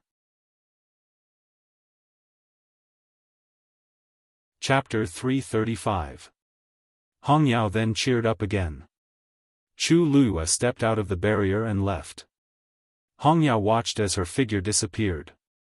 When it was sure that she had left, it suddenly let out a joyful cry. "I finally have a present again." Hong Yao happily returned to the courtyard and saw Mu Qinghe cleaning up the broken teacup. Hong Yao was in a good mood, so it didn't plan to continue arguing with Mu Qinghe. However, it still couldn't help but go over and fly one round around Mu Qinghe. Mu Qinghe looked up and coldly glanced at Hong Yao. "It seems like she knows how to coax you." Hong Yao proudly raised its head. Mu Qinghe said in a low voice, "I won't help you in the future. I won't help her for your sake in the future. You're on your own now. Also, I know that you're so close to her because you think that she's similar to her. However, I'm warning you for the last time. It's hard to predict people's hearts in this world. If she knows this, she'll definitely think of ways to make use of you. Don't regret it then." After all, he was Hong Yao's master. How could he not guess Hong Yao's thoughts? From the first time he saw Chu Luyue until now, there was only one reason why Hong Yao was so close to her. He could tolerate it once, but it didn't mean that he would let people take advantage of him. Hong Yao glanced at him faintly. "Ha, stupid human. I wonder who's the one who'll really regret it then." Even though 10 days was relatively short, it already surprised Chu Luyue. What made her even happier was that Mu Hongyu told her early the next morning that her mother had arrived in the imperial city. This took less time than she expected. The news of Princess Consort Ping Zhang's arrival in the imperial city quickly spread, and Emperor Jiawen specially sent people to welcome her. However, considering that Princess Consort Ping Zhang's health wasn't good, he didn't hold a palace banquet to welcome her. Mu Hongyu and Chu Luyue went to Prince Ping Zhang's mansion in the imperial city together. "I didn't know that your father had a special residence in the imperial city." Chu Luyue followed Mu Hongyu into the strictly guarded Wang Fu and was somewhat surprised. Mu Hongyu giggled. Because my imperial father will come back to the imperial capital for 2 months every 3 years. Therefore, His Majesty specially approved a residence for my father. I came here once when I was a kid. I didn't hear you mention it before. Why didn't you stay here after you entered the academy? Why did you stay in the academy instead? Mu Hongyu made a face. Who wants to live here? With so many people, there were also many rules. It was not convenient at all. It's best to stay in the academy. Chu Luiyue thought about it and agreed. Not only was the academy free and convenient, it was also safe. With Mu Hongyu's personality, it was hard for her to imagine living here alone. The two of them walked inside. When he arrived at the backyard, a white-robed old man with white hair was already standing there waiting for him. Upon seeing the old man, Mu Hongyu was overjoyed and rushed forward. "Grandpa Wushan. You're here too." The wrinkles on Wushan's face bloomed like a flower as he chuckled. "Young princess, it's been a few months since we last met. This old man misses you dearly. Quick, tell this old man, has the young princess been crying in the past few months?" Mu Hongyu couldn't help but pout. "Grandpa Wushan, we haven't met for so long. Why are you talking about this the moment we meet? I'm already 16 years old. I've stopped crying long ago." Wushan's face revealed a trace of surprise. Young princess has already broken through to become a stage 4 warrior?" Mu Hongyu wrinkled her nose proudly. "Of course. Young princess has really grown up. And she's getting more and more outstanding. If His Highness and Her Highness knew about this, they would be very happy." Wushan sighed. Mu Hongyu hurriedly asked. "By the way, how is mother now?" The smile on Wushan's face froze and a trace of worry appeared. "This. Young princess, you should go and see for yourself." Mu Hongyu's heart sank.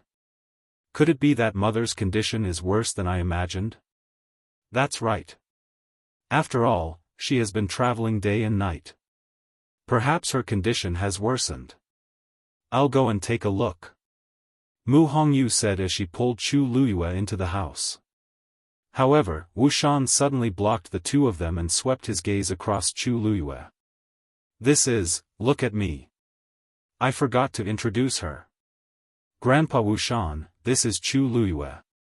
It's all thanks to her that Vice Admiral Mu is willing to help this time." Wushan was shocked when he heard the name. He hurriedly took a step back and cupped his hands. "So it's Miss Chu. Sorry for the disrespect." Although they had just arrived at the capital city, the name, Chu Luiyue, was very well known. "I really don't know how to repay your kindness this time," Wushan said with a face of gratitude. "Senior Wushan, you're too kind. Hongyu and I are friends, so this is what I should do." Chu Luiyue glanced at the anxious Mu Hongyu and smiled. "If you don't mind, I would like to visit the princess consort with Hongyu. Is that okay?" "Of course. Of course. Please come in." The princess consort's condition was very serious, but no outsiders knew about it. Wushan and the rest were very vigilant along the way. If it were someone else, they would definitely not agree.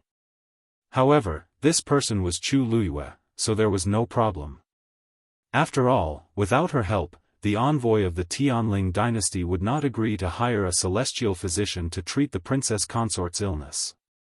Chu Luiyue and Mu Hongyu quickly walked into the house together. Wushan stood outside and watched over them. The moment they entered the room, Chu Luiyue saw a woman lying on the bed. Chu Luiyue's heart skipped a beat. This must be Mu Hongyu's mother. Her eyes were closed, and her face was pale. Her cheeks were sunken, and there was an aura of death between her brows. She looked very haggard. Mu Hongyu's eyes reddened as she rushed to the bedside. "Mother." When the princess consort heard the voice, her eyeballs seemed to move, and she slowly opened her eyes. Her eyes were dim, and she was exhausted as if she had exhausted all her energy. She looked at Mu Hongyu and reached out with difficulty to touch Mu Hongyu's face. She revealed a pale and weak smile as she said in a hoarse voice, "You, Mu Hongyu's eyes instantly welled up with tears. She immediately lowered her head to wipe them away as if she did not want her mother to see her like this. However, as she held her mother's bony hand, she couldn't stop her tears from rolling down her cheeks. "Mother! Mother! Why? Why are you like this?" Mu Hongyu had left home to study at Tianlu Academy for less than a year. Although her mother's health was not good in the past, she was not like this. The princess consort helped Mu Hongyu wipe her tears slowly, but she quickly lost her strength. Another old man in green standing by the bedside stroked his beard. "Young princess, don't worry. Wait for the people from the Tianling dynasty to come. There will definitely be a way." Mu Hongyu knew that this was her only hope now, so she could only nod and swallow her tears. A clear female voice could be heard. "May I take the princess consort's pulse first?" Digression, 12 a.m. Mobile users, please browse for a better reading experience from Love Network. Chapter 336. Everyone in the room looked at Chu Luyue. Mu Hongyu naturally had no objections and nodded in agreement. Then, she looked at Princess Consort Ping Jiang and said, "Mother, this is Lu Yu. She's my best friend in Tianlu Academy." Vice Admiral Mu only agreed to help because of her help. Princess Consort Ping Jiang looked at Chu Luyue with a loving gaze. "Thank you so much, Mother. Lu Yu is also a celestial physician. You probably don't know, but she refined a pill during the Qingjiao competition a few days ago. In other words, she's a real celestial physician. Let her take a look at you. She might be able to help." Princess Consort Ping Jiang smiled and nodded. "I'll listen to you, Just as Chu Luyue was about to step forward, the green-clothed elder beside her suddenly said, "Young princess, I'm afraid this isn't very appropriate." Chu Luyue looked up slightly. Mu Hongyu was stunned. "Grandfather Ji Chang, what do you mean?" Ji Chang stroked his beard and said earnestly, "Don't worry. Young princess, I know you're thinking for the princess consort. However, I'm afraid Ms. Chu won't be able to help with this matter." Mu Hongyu thought for a moment and asked, "You don't believe me? Do you not trust Lu Yu?" "Of course not." Ji Chang shook his head. "Ms. Chu is very famous, and we've all heard of her. To be able to form a pill at such a young age is enough to prove Ms. Chu's shocking talent. However, the princess consort has been seriously ill for a long time. Even the top celestial physician in country Yaochun can't do anything about it, let alone Ms. Chu. Why don't we wait for the Tianling dynasty's celestial physician to come before we take a look?" Mu Hongyu furrowed her brows in displeasure. "Grandfather Ji Chang, I'm just asking Lu Yu to take my mother's pulse. It's not a big deal. Besides, the celestial physician from the Tianling dynasty hasn't arrived yet, so we can only wait. It won't hurt to let Lu Yu take a look. Aren't you being a little too cautious?" Ji Chang looked a little troubled. "Young princess, I didn't mean to stop you, but, you don't know. Before we came here, His Highness told us to keep the princess's condition a secret. We can't let anyone know about it, so you still don't trust Lu Yu?" Mu Hongyu was really angry this time. She stood up and looked straight at Ji Chang with a solemn expression. "Grandfather Ji Chang, Lu Yu has helped us so much. Why are you still so wary of her? If I can't even trust her, then there's no one I can trust in the capital. You're hurting my heart."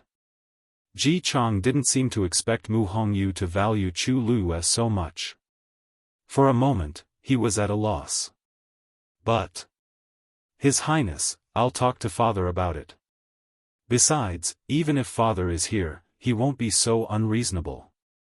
Mu Hongyu didn't want to talk to him anymore. She turned to look at Chu Luyue. Lu Yu, don't take it to heart. Come and take a look at my mother. Ji Chang was a little embarrassed and could only take a step back. Chu Luiyue was deep in thought. This Ji Chang seemed to be especially reluctant to let her touch the princess consort. She walked forward and put her fingers on the princess consort's wrist. Ji Chang looked over. Chu Luiyue's expression didn't change. After a while, she let go of her hand. Lu Yu, how's my mother's condition? Can you see anything? Mu Hongyu asked anxiously. Chu Luiyue shook her head. The princess consort has been ill for many years and her body is extremely weak. But other than that, there's nothing I can do. Regret surfaced on Mu Hongyu's face. The celestial physician in the past also said the same thing. Moreover, she could clearly feel that her mother's condition was worse than before. Chu Luiyue patted her shoulder lightly. Don't worry, the celestial physician in the Tianling dynasty will definitely have a way. Mu Hongyu forced a smile. I hope so. Just as the atmosphere in the room became heavy, Wu Shan's voice suddenly came from outside. So it's Vice Admiral Mu. Sorry for not welcoming you, it's really disrespectful. Hearing the sound, the people in the room all looked outside. Chu Luiyue walked to the door and saw Mu Qinghe in the courtyard. Beside him stood a young man in blue. That man looked to be in his 20s and wore a blue brocade robe with a white jade belt around his waist, outlining his tall and smooth body. He was very tall. Mu Qinghe was a general and was already very tall and strong. But this man standing beside him was a head taller. But what was more eye-catching was that he had a pair of blue eyes. Those eyes were like the purest ice crystals, shining with a cold light. But there was a careless smile on his face, making him look like a demon that looked at the world with a cold smile. Chu Luiyue's heart seemed to have been hit by something. How could it be him? Wu Shan was standing in front of Mu Qinghe and Lu Yu, extremely nervous. I'm so sorry. We didn't know Vice Admiral Mu was coming today, so we didn't prepare at all. Wu Shan was secretly ashamed of himself. He was already so old and had seen so much, but he didn't expect to be so nervous in front of these two young men. Actually, he couldn't be blamed. It was mainly because the aura of Mu Qinghe and the young man in blue was too strong, and he couldn't ignore it at all. Just by standing there, he already felt an inexplicable pressure, and even his breathing became a little labored. Mu Qinghe didn't want to waste time and looked up to see Chu Luiyue. Chu Luiyue went forward in surprise. Vice Admiral Mu. I didn't expect you to come directly. Hongyu and I have just arrived, so please forgive us for not taking care of you well. As she spoke, she walked to Wu Shan. Senior Wu Shan, leave this to me. You can continue to guard the courtyard. Wu Shan instantly heaved a sigh of relief and felt grateful toward Chu Luiyue. Okay. Then. I'll leave these two distinguished guests to you. Chu Luiyue nodded slightly. Wu Shan hurriedly retreated. It wasn't until he was 10 steps away that he carefully exhaled and calmed his wildly beating heart. The people of the Tianling dynasty were indeed extraordinary. The two of them looked so young, but their strength was far above his. Chu Luiyue then looked at the young man in blue beside Mu Qinghe and asked curiously, May I ask if this is the celestial physician you invited? How should I address him? Before Mu Qinghe could speak, the young man in blue spoke first in a languid tone. Jian Fengqi. He had a smile on his face, and he looked very friendly and gentle. His blue eyes were even more alluring. However, Chu Luiyue's heart was alarmed. Nothing good would come out of this man's smile every time. In the past, she had many conflicts with him. She didn't know why Mu Qinghe was so close to him now. Chu Luiyue thought about it, but he didn't expect that the person Mu Qinghe invited would be him. Greetings, young Master Jian. Chu Luiyue curtsied. Jian Fengqi suddenly leaned closer to Mu Qinghe and laughed softly. Don't you think she looks like someone? Mobile users, please browse for a better reading experience from Love Network.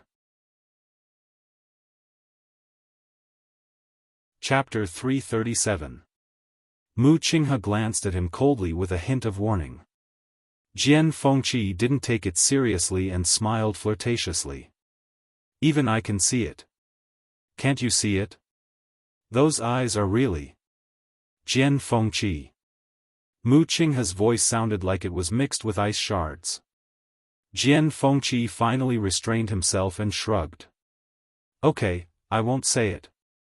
Although he was talking to Mu Qinghe, his eyes were fixed on Chu Luiyue.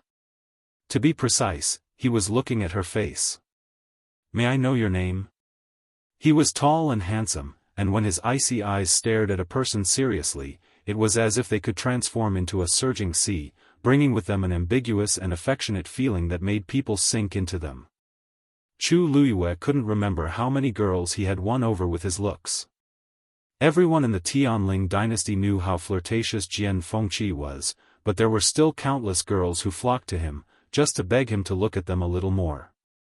But he had always been in the midst of flowers and never touched a single leaf. Chu Luiyue couldn't figure out how he got rid of those girls, and how they didn't complain about him and couldn't forget him. Chu Luiyue tried her best to suppress the urge to punch the man in the face, and her lips curled into a perfect polite smile. Chu Luiyue. Oh, Jian Fengqi's eyes lit up for a moment, and he glanced at Mu Qinghe meaningfully as he dragged out his words. What a good name. Chu Luiyue had always been too lazy to pay attention to him, but now that there was a great disparity between their statuses, she had to accept it. Thank you for your compliment, young Master Jian. Lu, you can't thank you enough for coming all the way here to help. Jian Fengqi was still smiling, but there was a trace of surprise in his heart. Most women would blush and their hearts would race when they saw him. Even the worst would have a look of admiration in their eyes. But this girl in front of him had never changed her expression since she saw him. This is rare, no wonder he could persuade Mu Qinghe to ask for his help. If there wasn't a special reason, he didn't think that Mu Qinghe would be willing to spend so much effort to invite him over. Not at all. It's my honor to have a beauty's request. Chu Luiyue rolled her eyes in her heart. She thought that many things had changed after more than a year. But now, it seemed that Jian Fengqi's coquettishness was still very good.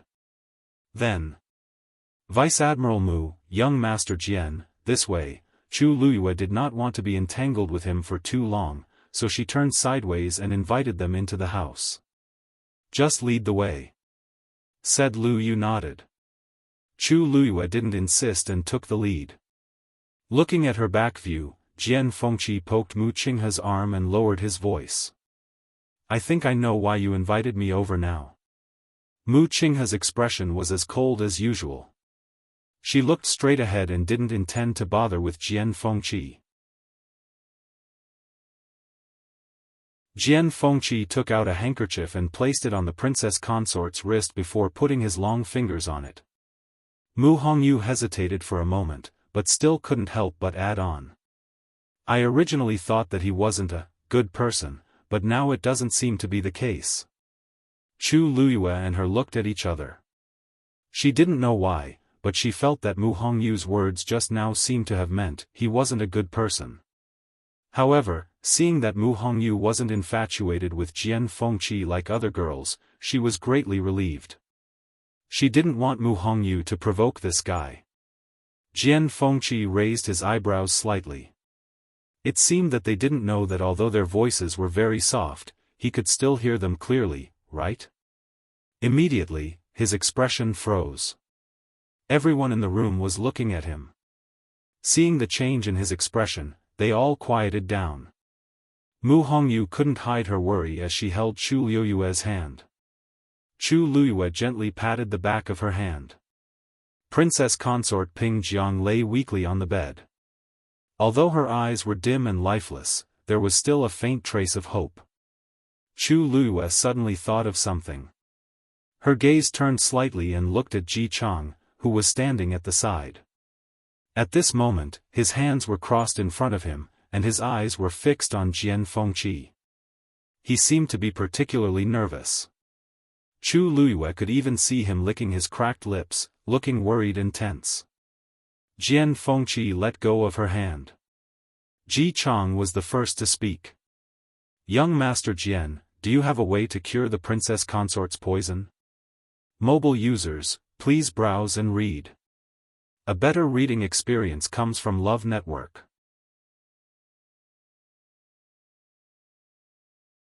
Chapter 338.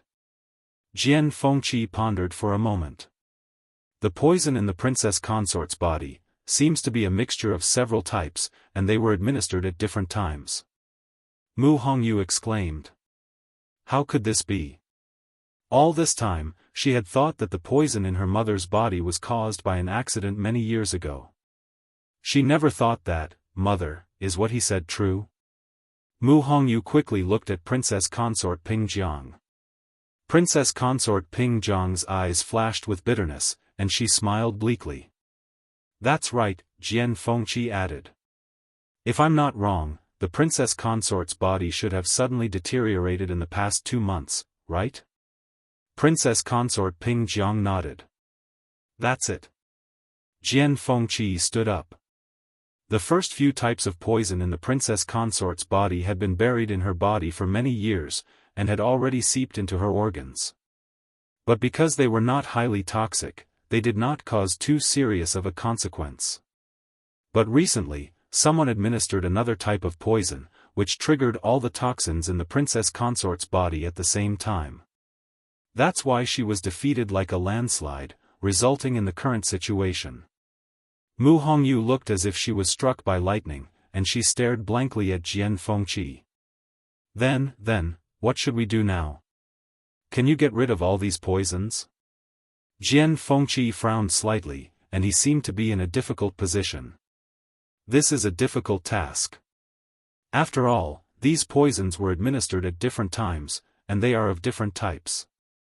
To get rid of all of them, not only do we have to know what these poisons are, but we also have to avoid new problems during the detoxification process.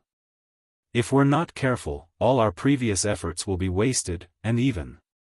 Jian Fengqi paused. Even if he did not finish the rest of his sentence, everyone knew what he meant. Mu Hongyu was a little absent-minded. Could it be that even the celestial physician of the Tianling dynasty could not do anything? Ji Chang heaved a long sigh, and his face was full of grief. "Young Master Jian, please think of something. The prince and the princess consort are deeply in love, and have supported each other for many years. If the princess consort..." "Of course." Jian Fengqi suddenly interrupted Ji Chang, and the corner of his mouth curled into an evil smile. Ji Chang was stunned for a moment, and the sorrowful expression on his face instantly froze. You mean, this poison is very difficult to deal with, but I didn't say that I can't deal with it." Jian Fengqi's smile deepened. Everyone finally understood what Jian Fengqi meant. Chu Luiyue cursed in his heart. As expected, he was still the same. If he didn't speak like this, it would seem that he couldn't show how powerful he was. However, Jian Fengqi also noticed that something was wrong with Ji Chang. "Don't worry, everyone. I will definitely clean up the princess consort's poison and let her recover completely." Chu Luiyue's gaze quickly swept across Ji Chang's face before he lowered his eyes. She clearly saw the shock and fear that flashed across Jian Fengqi's eyes when he heard him say that he could cure the princess consort of Ping Jiang. It's not hard to understand the shock, but what's with the fear? The fact that he could escort Ping Jiang Wangfei all the way to the imperial capital meant that Ping Jiang Wangfei trusted him a lot. Moreover, from the way Mu Hongyu addressed him and Wuxian, they were also very close to each other. It doesn't make sense that he would be afraid after knowing that Ping Jiang Wangfei's body could be cured. Chu Luiyue recalled that when she wanted to check Ping Jiang Wangfei's pulse, Ji Chang refused several times, as if he was afraid of something. Perhaps he had a guilty conscience. "Young Master Jian, is what you said true? Can you really cure my mother?" Mu Hongyu didn't notice anything unusual, her mind was only filled with Jian Fengqi's words. Jian Fengqi looked at the young girl who rushed to him in a few steps, her almond-shaped eyes shining brightly. His heart skipped a beat, and his smile deepened. Of course. I, Jian Fengqi, always keep my word. If he couldn't solve such a small problem, then he would have wasted all these years. Mu Hongyu was extremely excited. She pounced to the bedside and held Ping Jiang Wangfei's hand. Mother, did you hear that? Your illness will be cured. Ping Jiang Wangfei didn't have any extra strength at this time. She could only smile with a pale face and look at Mu Hongyu. Chu Luyue said, Hongyao, it seems that the Wangfei needs to rest. Let's go out and talk. Mu Hongyu nodded repeatedly. All right. Then. Mother, you rest here first. I'll come to see you later. Ping Jiang Wangfei nodded reluctantly. I still have to thank young Master Jian and Vice Admiral Mu, and Lu Yu. She finally closed her eyes and rested after saying those words with great difficulty. Chu Luyue and the others walked out. Mu Hongyu just stood up and saw a handkerchief on Ping Jiang Wangfei's wrist. She picked up the handkerchief and shouted at Jian Fengqi, who had already walked to the door. Young Master Jian, your handkerchief. Jian Fengqi paused in his steps and turned around to take a look. Chu Luyue's lips moved. She almost directly asked Mu Hongyu to throw the handkerchief away. Jian Fengqi had a problem. He was a celestial physician and often had to take people's pulse. However, every time he examined someone, he would spread a handkerchief like this time and never touch it with his own hands. The material of the handkerchief was extremely precious, but he would only use it once and throw it away. He had been like this since Chu Luyue met him. She didn't know why. Other than that, he had many hobbies that were neither too big nor too small, and he was very persistent. Even when she was the heavenly fate princess, she also felt that this man was very fussy. Unexpectedly, Jian Fengqi stared at Mu Hongyu and didn't ask her to throw the handkerchief away. Instead, he laughed. Oh! I almost forgot. As he spoke, he walked towards Mu Hongyu. Chu Luyue looked at him as if she had seen a ghost. What's wrong with him? Jian Fengqi seemed to have noticed something and tilted his head to look at her. Chu Luyue immediately lowered her eyes and continued to walk towards the door. Jian Fengqi narrowed his eyes. He didn't know why, but he felt that Chu Luyue seemed to dislike him. Even if she always had a polite smile on her face, he still felt that way. And this feeling was inexplicably familiar. He suppressed the thoughts in his heart and reached out to take the handkerchief from Mu Hongyu's hand. The two people's hands touched for a moment. However, he didn't seem to feel it. He bowed slightly with a smile on his face. There was a hint of elegance in his eyes. Thank you, Miss Mu. Mu Hongyu smiled brightly. Young Master Jian, you're welcome. If there's anything you need my help with in the future, just let me know. Jian Fengqi looked at her and raised his eyebrows slightly. This Mu Hongyu seems a little too innocent. If an ordinary woman was touched like this, even if she wasn't tempted, her face would turn red. However, Mu Hongyu didn't seem to have any reaction at all. Only then did he vaguely realize that the bright light in her almond-shaped eyes was indeed because of her mother's recovery, and not because of him. This made him feel a little conflicted. Why are these two women each weirder than the other? Chu Luyue, who had walked out of the door, waved at Mu Hongyu. Hongyu. Digression, why is it so long? Because I went to the hospital in between. My body is a little inflamed, but it's not serious. Love mobile users, please browse and read. A better reading experience comes from love. Chapter 339. Mu Hongyu responded and immediately walked towards Chu Luyue. She didn't even spare a glance for Jian Fengqi. Jian Fengqi was speechless. What was with this feeling of being ignored and despised? He looked down at the handkerchief and quietly grabbed it in his hand. When he turned around, his expression had already returned to normal. The few of them walked out, leaving only Ji Chang inside. "Young princess, the princess consort is weak. Shall I stay here to take care of her?" he said to Mu Hongyu. Mu Hongyu thought about it and was about to agree when Chu Luiyue suddenly squeezed her hand. Mu Hongyu's mind raced, and she immediately realized something. She hurriedly changed the words she was about to say. "That. You've been taking care of mother all this time. You must be tired. You should go and rest first." Ji Chang was stunned.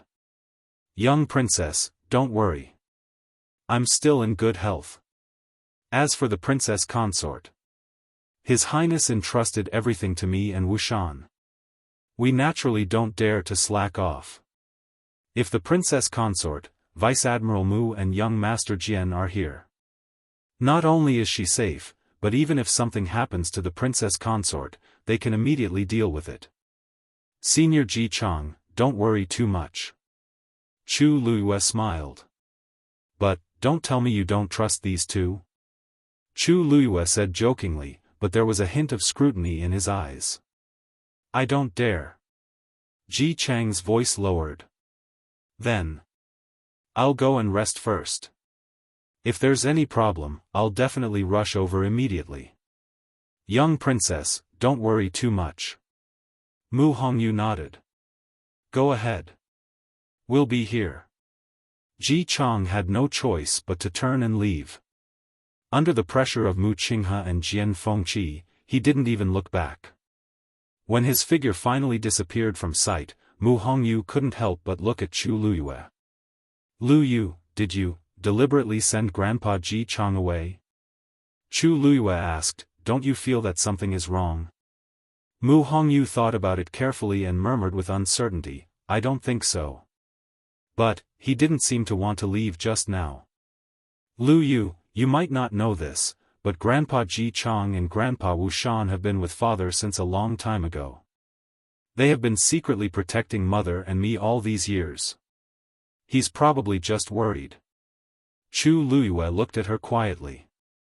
Mu Hongyu's voice gradually became softer, and her expression was somewhat shaken. "Hongyu, don't tell me you didn't find it strange," Chu Luiyue said lightly. Mu Hongyu was a straightforward person and wasn't shrewd, but that didn't mean that she was stupid. On the contrary, she was very smart. It was only because she was too close to Ji Chang that she trusted him too much that she couldn't see it clearly for a moment. Mu Hongyu frowned. Of course, she could tell that something was wrong. Grandpa Ji Chang seemed to be especially protective of Mother. In the beginning, he wasn't willing to let Chu Luiyue take her pulse, and he wasn't willing to leave just now. More importantly, he didn't seem to be as happy as she thought he would be when it came to her mother's recovery. He had followed Father and Mother for so many years, and he had been running around for Mother's illness many times in the past. But now that there was hope, his reaction was a little strange. "You mean?" Mu Hongyu looked at Chu Luiyue with uncertainty. Chu Luiyue chuckled. "Just look at the future. However, you have to remember one thing. In this world, no matter how close the person is to you, no matter how much you trust them, they can still betray you. When that time comes, you might not even know how you died." Mu Qinghe's body suddenly stiffened. Jian Fengqi glanced at Chu Luiyue. Interesting. Of all the people who heard this, it had to be Mu Qinghe. If he hadn't been sure that Chu Luiyue didn't use any disguise technique, he would have suspected that this was deliberately said for Mu Qinghe. That makes sense. Jian Fengqi clapped twice, as if he agreed.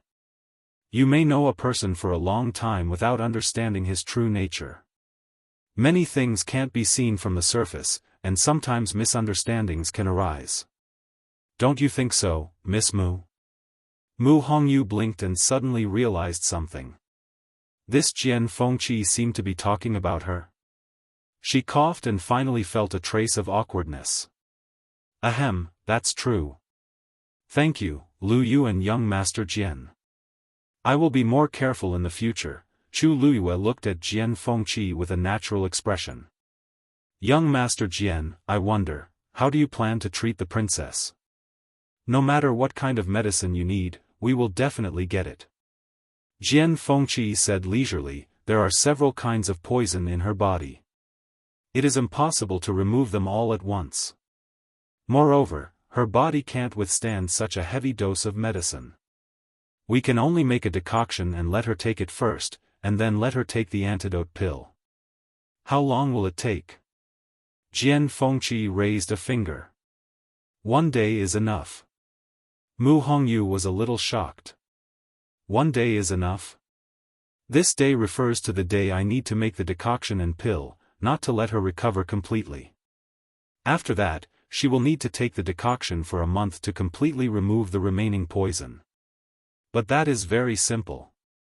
You just need to find someone to make the decoction according to my prescription. Chu Luyue thought to herself, as expected. Jian Fengqi had always only taken care of the most important step when treating patients. He was always too lazy to do the rest. He always felt that it was a waste of his talent and energy to do those things. But it was already very good that he was willing to do this step. I heard that Miss Chu is also a celestial physician. And you can already make pills now? Jian Fengqi asked with great interest. Chu Luyue nodded.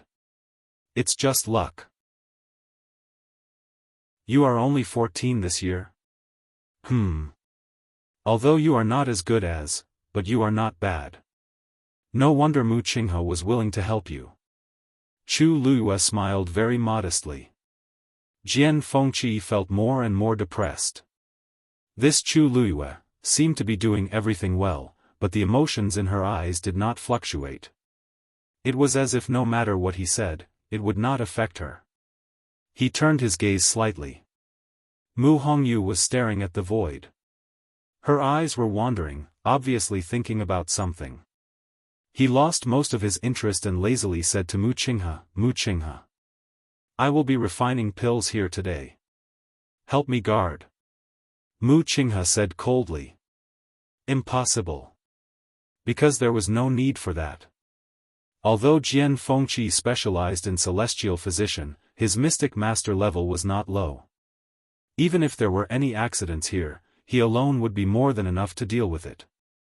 Jian Fengqi had already expected this answer, so he did not mind and only shrugged. Then I will go by myself. With that, he walked to another room alone. The moment he opened the door, he waved his sleeve and a faint blue barrier appeared behind him. As for his figure, it was immediately concealed. He stepped into the room. At the same time, a cluster of flames suddenly rose from his hand. The square handkerchief instantly dissipated. Digression: small ailments can really kill. Mobile users, please browse and read. A better reading experience from LoveNet. Chapter 340. After settling Mu Hongyu's matter, Chu Luyue planned to leave. Mu Hongyu was a little surprised. You're leaving now? Chu Luyue glanced at Mu Qinghe and smiled. Time is of the essence, so I have to leave quickly. But don't worry, since Vice Admiral Mu and young Master Jian have agreed to help, they will definitely take care of it. If you need any herbs, you can go to Zhenbao Pavilion to look for Second Master Yan. Put all the expenses on my tab. When I return, I will look for him myself. Mu Hongyu shook her head resolutely. No way. You have already helped me a lot, how can I let you spend more? Chu Luyue thought about it and didn't insist. Then tell him to give me face and ask him to help you. He will help you gather the herbs you need. The poison in Princess Consort Ping Zhang's body was indeed difficult to detoxify, but with Jian Fengqi's strength, it wasn't a problem. It was just that he might need a few special herbs. It might not be easy to find them in the capital, but Zhenbao Pavilion would definitely have them. If Mu Hongyu went by herself, Second Master Yan might not be willing to take them out. That was why she asked Mu Hongyu to mention herself. In this way, Second Master Yen would most likely be willing to help. Chu Luiyue didn't tell Mu Hongyu the details. But Mu Hongyu was extremely intelligent. She had already guessed something and wanted to say a lot of things, but when they reached her mouth, they seemed to be stuck. In the end, she only said one sentence. "Lu Yu, thank you." Chu Luiyue nodded. Although she didn't get along with Jian Fengqi and didn't like him, he was indeed a man of his words. If he said that he would refine pills here to help Princess Consort Ping Jiang, then he would definitely do it. Mu Hongyu's face was full of reluctance. Chu Luiyue wanted to remind her to be careful of Jian Fengqi, but she felt that it was unnecessary. Mu Hongyu was an iron tree and would only be Jian Fengqi's nemesis. Chu Luiyue looked at Mu Qinghe and asked with a smile, "Vice Admiral Mu, do you want to stay here, or?" Mu Qinghe didn't say anything and left. Mu Hongyu leaned in and whispered. "Lu, don't you think Vice Admiral Mu's expression is a little bit bad?" Chu Luiyue lightly said, "Oh. Oh. I don't think so." "Really?" Just now, for some reason, his expression suddenly changed. Although he didn't expression of his expression, but.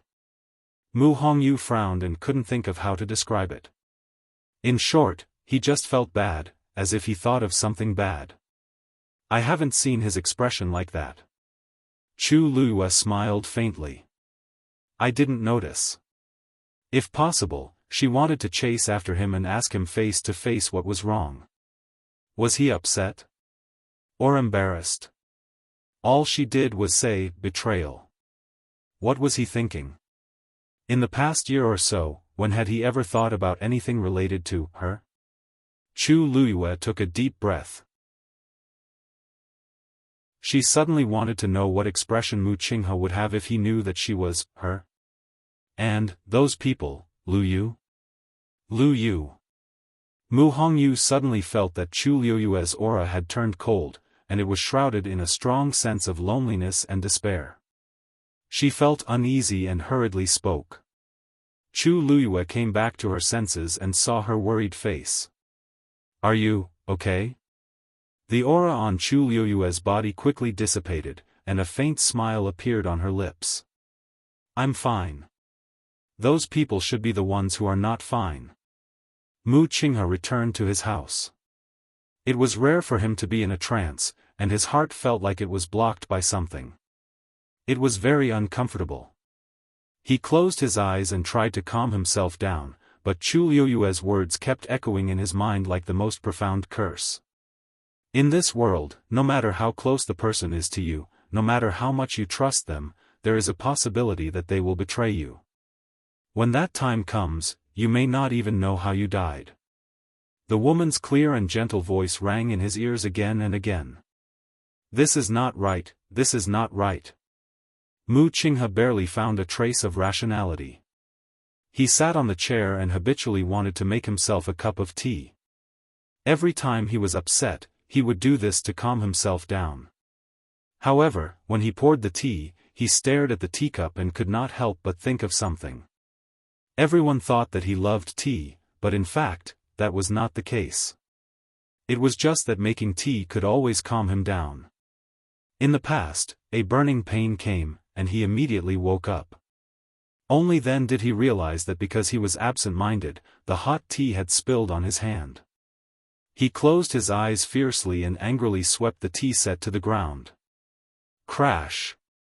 A crisp cracking sound echoed in the room, making it seem especially empty. Hong Yao, who was standing on the windowsill, looked back at him and lazily buried its head in its wings. A sharp pain suddenly came from his heart. Mu Qinghe's expression changed. He suddenly covered his chest with one hand and gasped for breath. Immediately, he took out a diamond-shaped bronze mirror with difficulty. Hong Yao did not move, but its body tensed up. The next moment, a dazzling light suddenly flashed on the bronze mirror. In the room, an invisible pressure suddenly descended. On the bronze mirror, the light gradually dissipated, and a scarlet sea appeared. A voice came out from it, Mu Qinghe, it's been so long. Why haven't you made any progress on what I asked you to do? Mobile users, please browse and read. A better reading experience comes from the Love Network.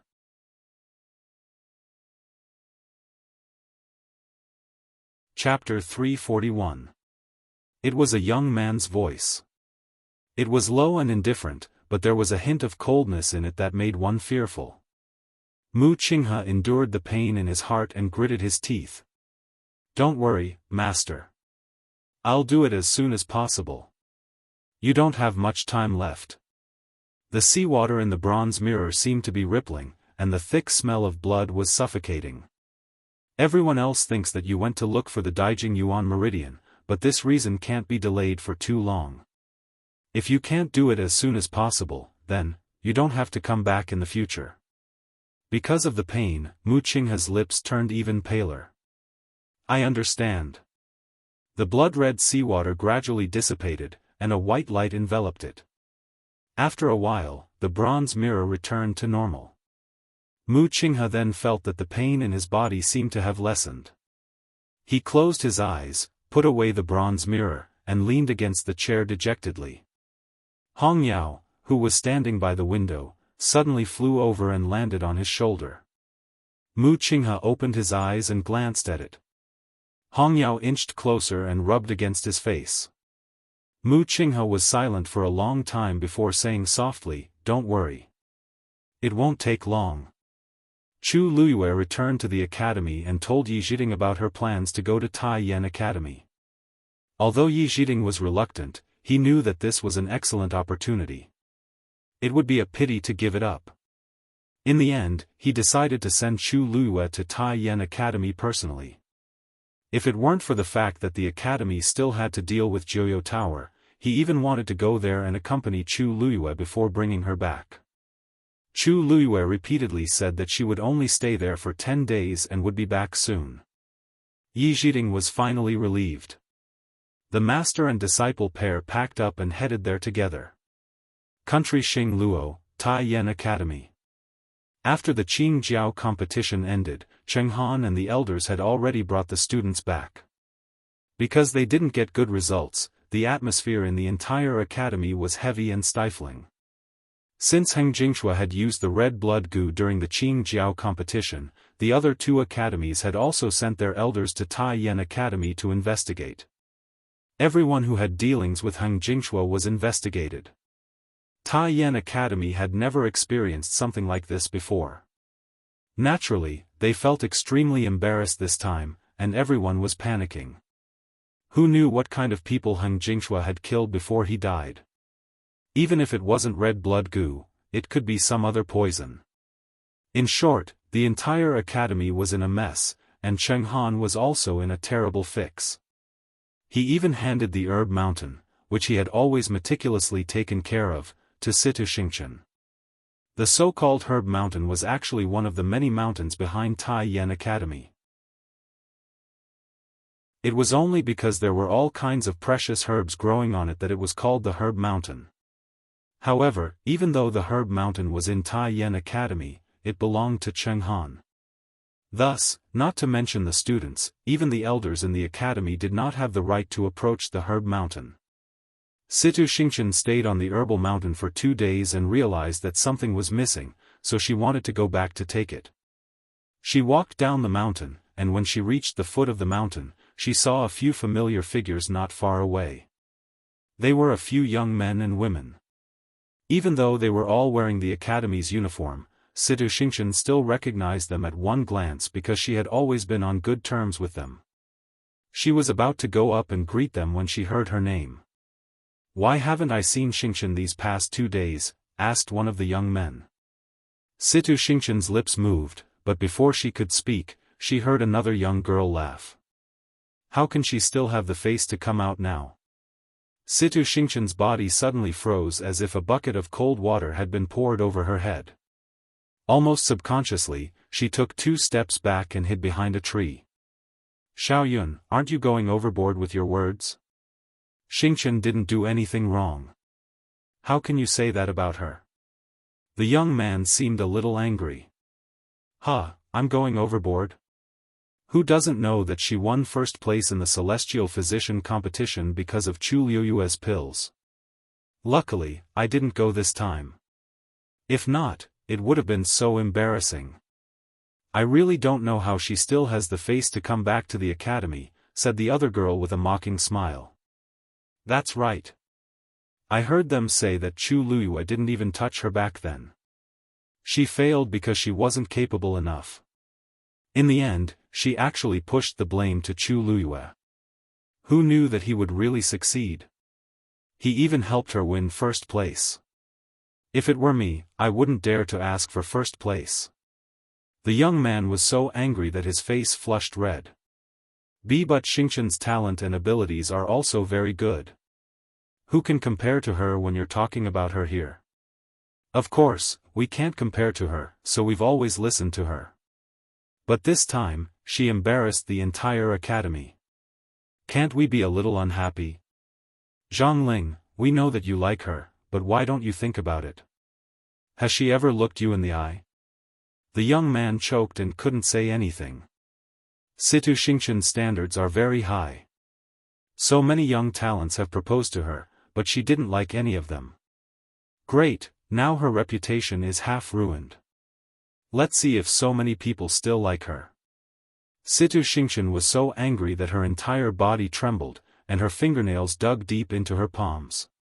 Hadn't she suffered enough humiliation during this period of time? I didn't expect these people to talk about her like this. Countless people in Tai Yan Academy and even the entire country Xing Luo probably think this way. Just as she was thinking of how to deal with these people, she heard one of the girls say, "Oh, right. I heard that Chu Liyue arrived at our academy today." Digression, I feel better after taking the pills. I don't know if it's the side effects, but I feel nauseous the whole morning.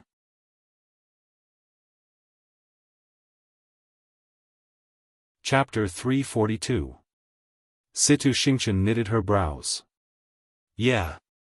I think Tianlu Academy's director, Elder Yi, personally escorted her here. She should have reached the library by now, right? Wasn't she chosen by the Tianling dynasty's envoy? Why is she still here? Who knows? But since she's here, she must have been allowed, right? Have you heard that she lacked a Yuan meridian since she was young? She was born a good-for-nothing, but she suddenly became a genius a few months ago? I really don't know what kind of person Chu Liyue is. She's a genius, but it's a pity that she's engaged to country Yao Chen's Prince Li. That's a medicine pot.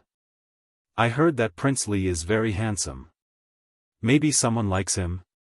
The few figures gradually disappeared, and their voices gradually disappeared. Situ Xingqian remained silent for a long time, and she even stood until her legs turned numb. She realized that she really couldn't accept everything that had happened. No matter if it was the Qingjiao competition or the engagement between Rong Xiu and Chu Liyue, she pondered for a long time before turning around and returning to the herb mountain. Halfway up the mountain, there were a few wooden houses. One of them was specially for her to rest. She entered the house, locked the door, and sat in front of the study table. The rich herbal fragrance filled her nose. This smell always calmed her down in the past, but it only reminded her of that humiliating day now. She sat quietly for a while and took out a letter. This letter was from Rong Jin. Before she left the imperial city, Rong Jin secretly sent someone to deliver this letter. However, her thoughts were all on Rong Xiu back then, so she didn't open it. Now, she stared at the letter for a while before opening it without hesitation. The last rays of the setting sun shone in through the window and dragged Situ Xingqian's shadow very long. A ripple suddenly appeared in the air. A figure walked out, and it was Elder Lian Ning. Eldest Princess. A low and hoarse voice sounded in the room. Situ Xingqian then recovered her senses and shifted her gaze away from the letter. She subconsciously put it away before looking at Elder Lian Ning. Situ Xingqian saw that it was him and heaved a sigh of relief. However, her eyes were still filled with shock. Elder Lian Ning sensed that something was wrong with her and couldn't help but ask. Eldest princess, what happened to you? His gaze swept past the letter in Situ Xingqian's hands, and his expression froze. This is, when you went to investigate Chu Luyue, did you find anything? Situ Xingqian interrupted Elder Lian Ning and asked. Even Elder Ning did not continue to delve into the letter. He only bowed slightly. We found two things. Firstly, on the 10th of July, Chu Xianmin sent someone to assassinate Chu Luyue. Those people took Chu Luyue out of the imperial capital and wanted to kill her in the forest. However, on that day, Chu Luyue did not die.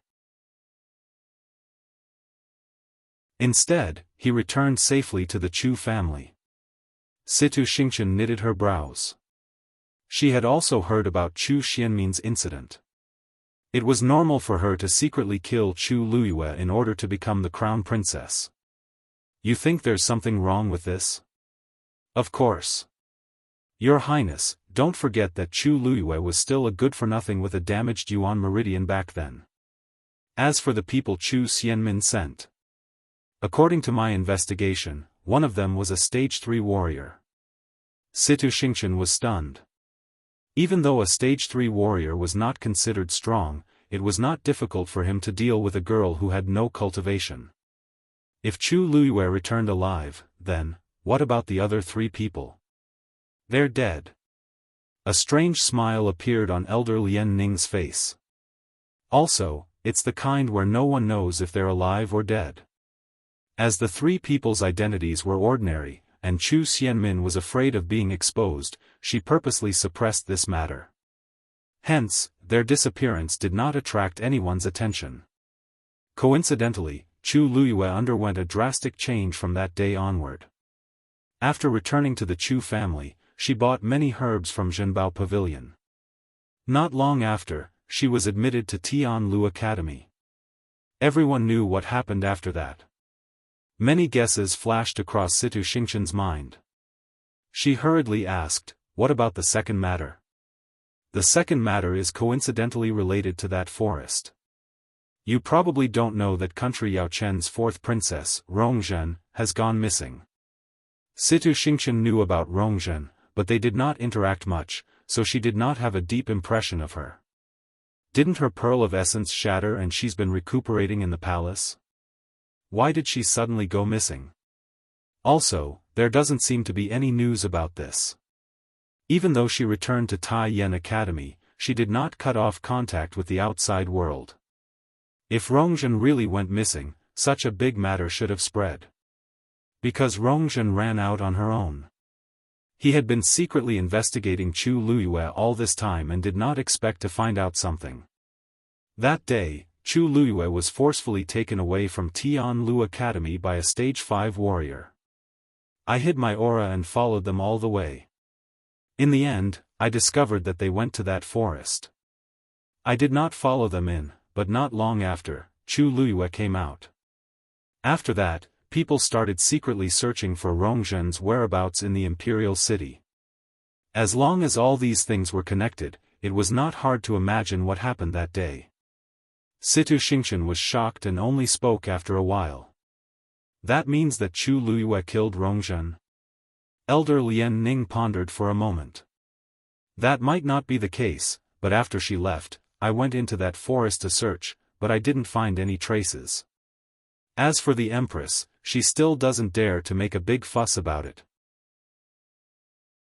Situ Xingqian's eyes sparkled as she softly muttered, that's so. In that case, Chu Luyue's actions are really secretive. But there's no such thing as an absolute secret in this world. She probably didn't expect that the things she did were already known by others. Ha! What a joke! She has both fame and fortune now, and she even came to our academy's library. Eldest princess, what do you plan to do? Asked Elder Lian Ning. Rongzhen must have another reason for targeting Chu Luyue. What do you think? Rongzhen was doted on in the past. Even if her pearl of essence shattered and she became a useless person, she was still the honorable 4th princess. When did other people have the right to decide her life and death? There hasn't been any news from country Yaochen, so it's obvious that Emperor Jiawen doesn't know about this. That was his daughter that he doted on the most. If he knew about this, I really don't know how sad he would be," said Situ Xingchen slowly with a tinge of pity on her face. However, her eyes flashed with a cold and vicious light that disappeared in an instant. "You're saying, Elder Lian Ning, it's been hard on you during this period. Leave the rest to me." Situ Xingchen took out a pen and paper. "I'll tell this to the people who should know about it. Mobile users, please browse and read. A better reading experience comes from Love Network." Chapter 343. Taiyan Academy. Chu Luiyue raised her head slightly and looked at the 5-story library in front of her. The golden words on the signboard shone brightly under the sunlight. "This is the library." Elder Mo Tsang was standing beside Chu Luiyue. Although he did not like Chu Luiyue, Cheng Han did not want to see her, so he sent him. 2 young men in academy uniform standing at the entrance bowed respectfully when they saw the 2 of them. "Greetings, Elder Mo Tsang." Elder Mo Tsang nodded and looked at Chu Luiyue coldly. "For a period of time from now on, you can borrow any of the books here. Come in with me." Chu Luiyue did not mind his attitude and followed him in. As soon as they entered, Chu Luiyue saw that the walls were filled with all kinds of books. There were rows of shelves in the middle, and they were also filled with books. She quickly scanned the place. Elder Mo Tsang stopped in his tracks and turned to look at Chu Luiyue. However, he did not see the shock on her face. He coughed and emphasized, "This is the first floor. There are tens of thousands of books related to cultivation on the first floor." Chu Luiyue nodded calmly. Elder Mo Tsang was even more displeased. The collection in Taiyan Academy's library was as vast as the sea. It was rare for an ordinary family to have a few books on martial techniques. Even the aristocratic families would only have a few hundred books at most. However, they had tens of thousands of books here. Chu Luiyue did not react at all after hearing his words. This made Elder Mo Tsang very aggrieved. He could not help but sneer secretly. She was just pretending. "I heard that Tian Lu Academy has a lot of books too. Although it's not as good as ours, there should be at least a few thousand books, right?" he asked casually. Chu Luiyue nodded again. "Yes. Many of the books here are not available in our academy." Elder Mo Tsang laughed proudly. Just as he was about to say something, Chu Luiyue continued. "Master said that although the academy is big, he would rather leave it empty than leave it for trash." Elder Mo Tsang almost spat out a mouthful of blood. Trash? Did Chu Luiyue know what he was saying? You're saying these are trash?" Chu Luiyue smiled. "Please don't misunderstand. That's not what I meant. I'm just saying that a part of this place is you." Elder Mo Tsang suppressed the anger in his heart and shouted in a deep voice. "Chu Luiyue. You'd better be polite. If you continue to speak rudely, we'll chase you out even if you get first place in the Qingjiao competition." Chu Luiyue looked at him sincerely. "Elder Mo Tsang, you're overthinking things. I'm not being disrespectful to your academy, but many of the books here are indeed not worth collecting." As she spoke, she walked to the side and casually picked up a book. Tiger Wolf Fist, Intermediate Yellow Grade. The martial techniques that warriors cultivate are divided into 4 levels: Heaven, Earth, Black, and Yellow. Each level is further divided into upper, intermediate, and lower levels. Yellow is the lowest level. Moreover, it's only an intermediate level, so it's not worth mentioning. Normally, martial techniques of this level are meant for Stage 2 warriors, right? Chu Luiyue's lips curled up. But our academy only accepts warriors who are Stage 3 and above. Thus, our academy doesn't have any books like this. Elder Mo Tsang was speechless. Their academy recruited more students than Tian Lu Academy, so their standards were naturally not as high as Tian Lu Academies. There were still many Stage 2 warriors in Tai Yen Academy. Apart from that, they were passionate about collecting all kinds of books. They had the most books among the 3 academies, and they were proud of it. Why did it sound so cheap when it came from Chu Liuyue's mouth? What do you know? It's not only high-grade martial techniques that are worth collecting. Tai Yen Academy's book collection is all-encompassing. It can be described as complete. Chu Liyue smiled but did not say anything.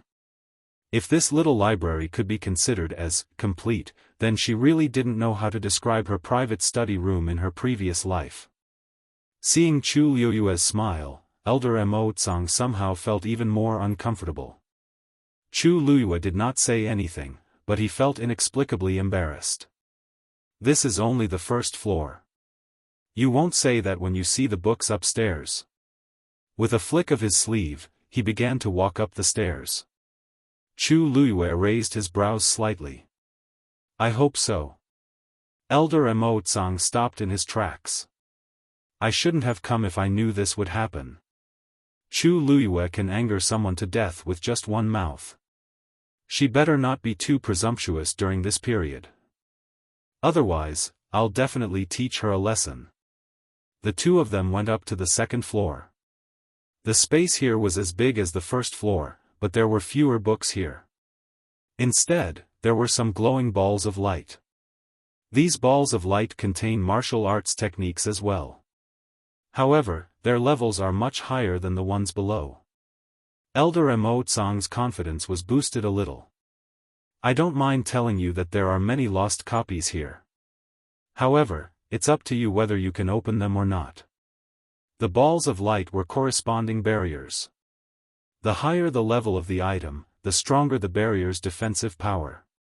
Based on Chu Liyue's strength, he might not even be able to open a profound-level martial arts technique, let alone others. Chu Liyue asked in return. Do you mean that I can see all of these? Elder Mo Tsang sneered. As long as you can do it, it's up to you. Chu Liyue did not seem to notice the mockery in Elder Mo Tsang's voice. A sincere smile appeared on his face. Your academy is really generous. Elder Mo Tsang's heart skipped a beat. He felt that something was amiss. After thinking for a while, he could not figure it out, so he gave up. He raised his hand and pointed upstairs. The 3rd floor is filled with Xian formations. The 4th floor is filled with prescriptions. I still have things to do, so I won't be showing you. You can do whatever you want. He felt that if he continued to stay with Chu Liyue, he would be so angry that he would fall sick. Chu Liyue didn't mind. She just looked up and asked curiously, why are you here? Then, what about the 5th floor? Elder Mo Tsang's expression turned serious. Only the academy head is allowed to enter the 5th floor. Although you can read here for free for a month, that doesn't include the 5th floor. Chu Liyue nodded. The books on the 4th floor should be enough for you to read. As long as you follow the rules, we won't make things difficult for you. However, if we find out what you're doing here, don't blame us for being rude. Chu Liyue agreed with a smile. Don't worry. I won't be here for long, so I won't waste my time on other things. Elder Mo Tsang was relieved. He gave a few more words of advice and left. Soon, Chu Liyue was the only one left in the library. She looked at the balls of light in front of her. She crossed her arms and tapped her chin with the other. Where should I start, mobile users? Please browse for a better reading experience from LoveNet.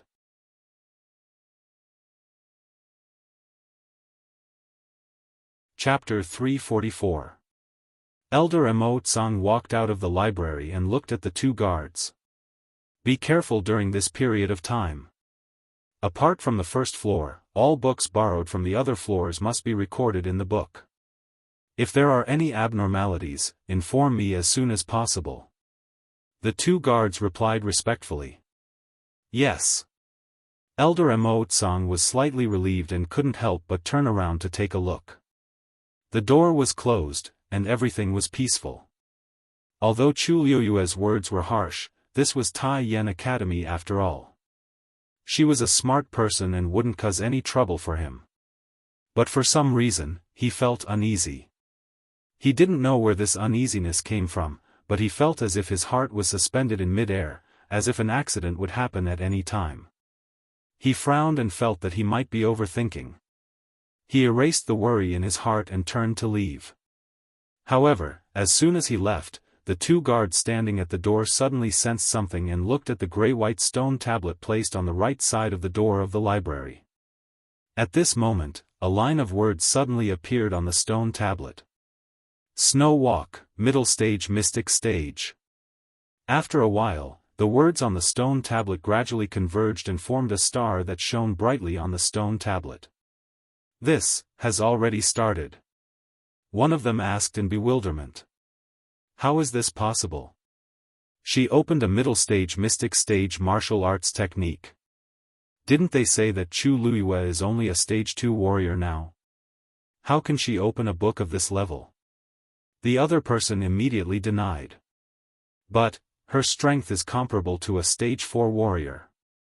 Logically speaking, she should be able to do it, right? But even a stage 4 warrior needs some time to open a middle stage mystic stage martial arts technique.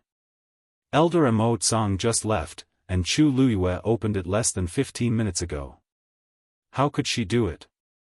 Could it be someone else in the library who took it? According to the rules, the students of our academy are not allowed to enter the library unless there are special circumstances. She is the only one in the library now. The two of them looked at each other and saw the shock in each other's eyes. If their guess was correct, it meant that Chu Liyue was stronger than they thought. Don't worry. Even if she opened the book quickly, it would still take a lot of time to study. It wasn't like this had never happened before, but usually, those people would only be able to read 100 books at most in a month. Among them, there are only a few who are truly proficient. That's true. Let's record down the first book she borrowed. One of them took out a booklet from his bosom and recorded the words that appeared on the stone tablet. However, before he could finish writing, another person suddenly exclaimed. He looked up in confusion. What's wrong? The man was dumbfounded. His hand, which was pointing at the stone tablet, trembled slightly. That. She has already opened the second book. What? The man in charge of recording hurriedly looked over and saw another line of words appear on the stone tablet. Scarlet Flame Chop, Mystic Middle Stage. Another Mystic Middle Stage martial skill. The two of them were stunned. The impact of this matter on them was so great that they didn't dare to confirm that it was true for a moment. I'm not seeing things, right? It's Mystic Middle Stage. The man in charge of recording rubbed his eyes. The words had turned into a second star, right next to the first. In other words, these two books were of the same level. Chu Liyue had indeed opened the second Mystic Middle Stage martial skill. This. How did she do it? She should have only read the beginning of the first book, right? How did she open the second one? Maybe she's just picking a martial skill that she likes, that's why she read it so quickly? That's possible. A cultivator's time and energy are limited. Choosing a suitable book to study carefully might be better than reading 10 books. But even so, the speed at which she opens the books is too fast. If she keeps doing this, impossible. There are barriers on the books. Every time she opens one, she has to use up a portion of her energy. How can she keep doing this? Forget it, let's not worry about this for now. Record down the second book as well. If Elder Mo Tsang finds out that we missed something, he won't let it go so easily. At this point, he suddenly stopped. The two of them exchanged glances again. Given the current situation, if this continued, Elder Mo Tsang would most likely break down. In the library, Chu Luyue quickly read through the book in her hands. Then, she put it back and shrugged her shoulders in disappointment. Another mystic middle stage. Ever since Elder Mo Tsang left, she had been staying on the second floor. She randomly picked a bookshelf in the middle and started reading. To her disappointment, she had already browsed through the entire bookshelf, but the best one was only at the middle stage of the profound stage. Most of them were lower stage mystic. Chu Luyue helplessly walked to another bookshelf. Suddenly, she saw a book from the corner of her eye. She focused her eyes on it. Upper yellow stage? Chu Luyue was shocked. She had thought that the books here were at least mystic stage. She did not expect there to be books of this level. She rubbed her forehead and started to feel that she had been too polite to Elder Mo Tsang. She continued reading helplessly. This time, she really wanted to find a few good books to read and learn some new martial arts techniques. This was because, unlike Xian formations and prescriptions, high-level martial arts techniques were passed down by sections. Under normal circumstances, the martial skills displayed by martial artists could reveal their origins and so on. It was the same for her. There were many high-level martial arts techniques stored in her mind, but they belonged to her in her previous life. Once they were displayed, people would definitely notice that something was wrong.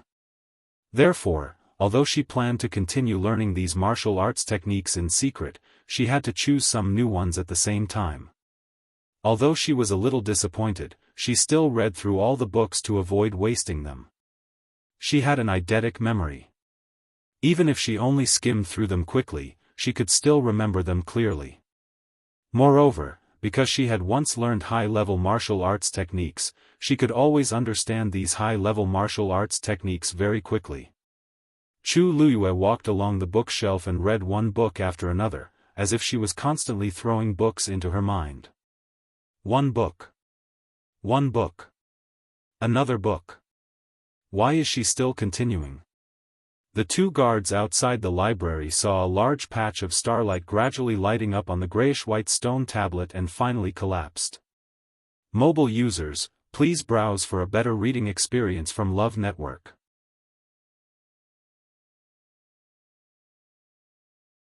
Chapter 345.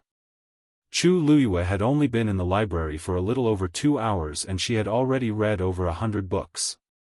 And they were all mystic-class martial arts techniques. You stay here and keep watch. I'll go ask Elder Mo Tsang for instructions. One of them said with a panicked look on his face. Then, he quickly left. The remaining person could not help but shout. Then, should I continue recording? He had written more records in the past 2 hours than he had in the past few days. More importantly, if Elder Mo Tsang saw this booklet, he would be even angrier. The person who was about to leave rubbed his face in frustration. Of course. According to Chu Luyue's trend, she's going to look through half of the library. Not only did he have to inform Elder Mo Tsang, but he also had to inform the dean and the other elders as soon as possible. The only thing they could do was to remember how much Chu Luyue had read. As long as they did their jobs well, the dean and the other elders would not be able to vent their anger on them. However, he was afraid that he would not have an easy time during this period of time.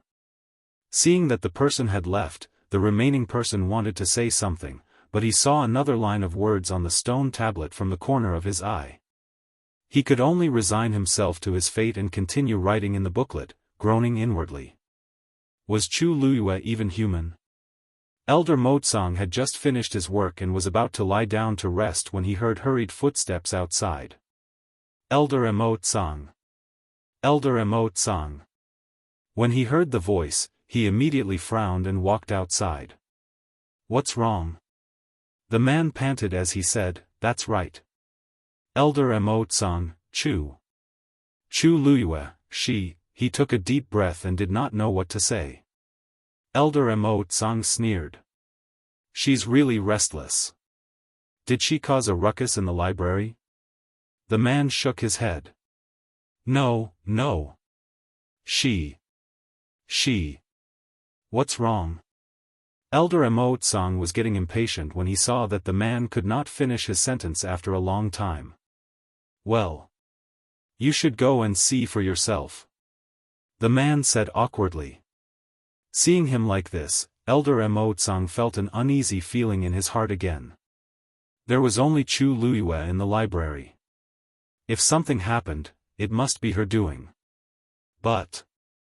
Speaking of which, she was only there to read. What else could she do?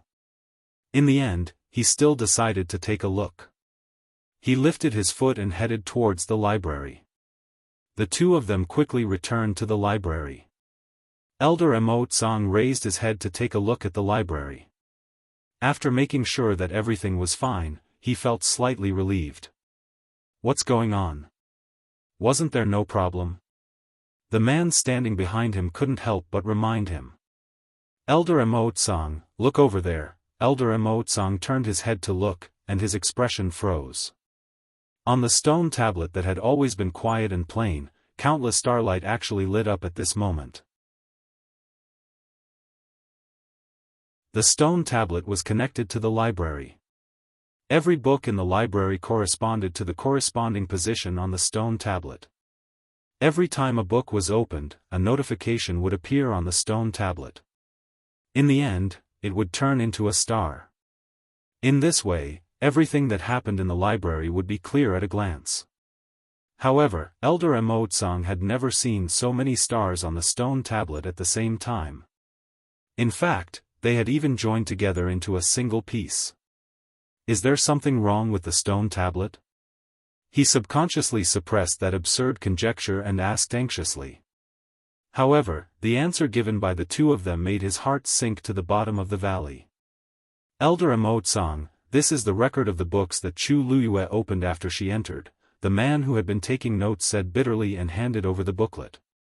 Elder Mo Tsang glanced at it and saw that the brand new booklet was already half filled. His eyelids twitched violently. Almost uncontrollably, he stiffly took the booklet and flipped through it a few times. Page by page, line by line, everything was clear and clear. The ink on the latest page was not even dry yet. His lips moved, but he didn't know what to say. His hand that was holding the booklet trembled slightly. Elder Mo Tsang, ever since you left, Chu Luyue has been reading rapidly. I don't know how she did it, but the words on the stone tablet kept appearing one after another. This is the result of more than 2 hours of, wait. Elder Mo Tsang, she opened another book. The man was explaining carefully when he suddenly saw another line of words appear on the stone tablet. He immediately opened his mouth nervously. Elder Mo Tsang gritted his teeth and turned to look. The light on the stone tablet was especially dazzling. Crash! He suddenly threw the booklet back into the man's arms and shouted angrily, "You're a traitor. Keep writing. I'd like to see how much Chu Luyue can read." The man hurriedly opened the booklet again and wrote another line with trembling hands. Elder Mo Tsang stared at the library as if his gaze could pierce through it and cut Chu Luyue like a knife. Something was wrong. Something was definitely wrong. Apart from the first floor, most of the books on the other floors had a barrier. Chu Luyue might be able to open a few books, but how could she keep reading like this? Could it be that her force wouldn't run out? Moreover, even if she could open them easily, how could she read so many books in such a short time? Elder Mo Tsang, don't worry. Chu Luyue is reading so quickly. She must be picking the books she likes. She must have thrown the books away after a glance. It's just a bluff. She might not have learned anything at all. Elder Mo Tsang's mood improved a little when he heard this. In fact, he was thinking the same thing. This was the only reasonable explanation. Humph. Greed is like a snake trying to swallow an elephant. He said hatefully. Elder Mo Tsang, you're right. Chu Luiyue is only in her teens. She just won the Qing Jiao competition, so it's natural for her to be arrogant. She won't benefit from doing this. She might not be able to pick anything until the end of the competition. As soon as he finished speaking, the stone tablet suddenly emitted a dazzling light. Elder Mo Tsang and the other elders looked over in shock and exclaimed, "She found an Earth-grade martial arts technique?" Mobile users, please browse for a better reading experience from Love Network.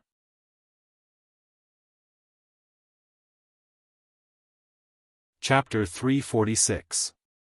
Jingshan Finger, Lower Earth Rank. A line of words appeared clearly on the stone tablet. It was indeed an Earth rank martial arts technique. The man in charge of recording looked at Elder Mo Tsang with his mouth agape. According to the rules, the activation of an Earth rank martial arts technique had to be recorded separately. Furthermore, the dean and all the elders had to be informed. Elder Mo Tsang's heart was boiling like lava. He didn't know how to vent his anger. All he could do was bellow. "Hurry up and record it." "Yes. Yes." The man hurriedly took out another book and recorded it down with trembling fingers. The person standing behind Elder Mo Tsang was even more flustered. He tried his best to minimize his presence, not daring to utter another word. He even held his breath. Everyone could see that Elder Mo Tsang was on the verge of exploding. Anyone who dared to approach him would be in trouble. Elder Mo Tsang raised his head abruptly and looked at the second floor of the library. Although there were many books in the library, there were only a few books on Earth-rank martial arts techniques. Moreover, they were all hidden very well. How did Chu Luiyue find it? He wanted to rush in and chase Chu Luiyue out, but he could not. In the end, Chu Luiyue was only reading in there. She did nothing else. Even if she was reading at a breakneck speed, it was not her fault. Therefore, they could only continue to wait.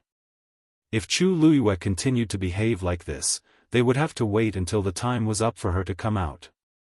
Elder Mo Tsang, Chu Luiyue may have unlocked an Earth-rank martial arts technique, but it's not all for nothing. Look, it's been a while, but she hasn't continued to read other books. She must be studying that one. According to the agreement, she can only enter the library to borrow books, but she can't take them out. Therefore, she must be spending all her time on that one book. What do you think? The man in charge of recording said cautiously. Elder Mo Tsang's face darkened. Of course, he had thought of that, but it was an Earth-rank martial arts technique after all.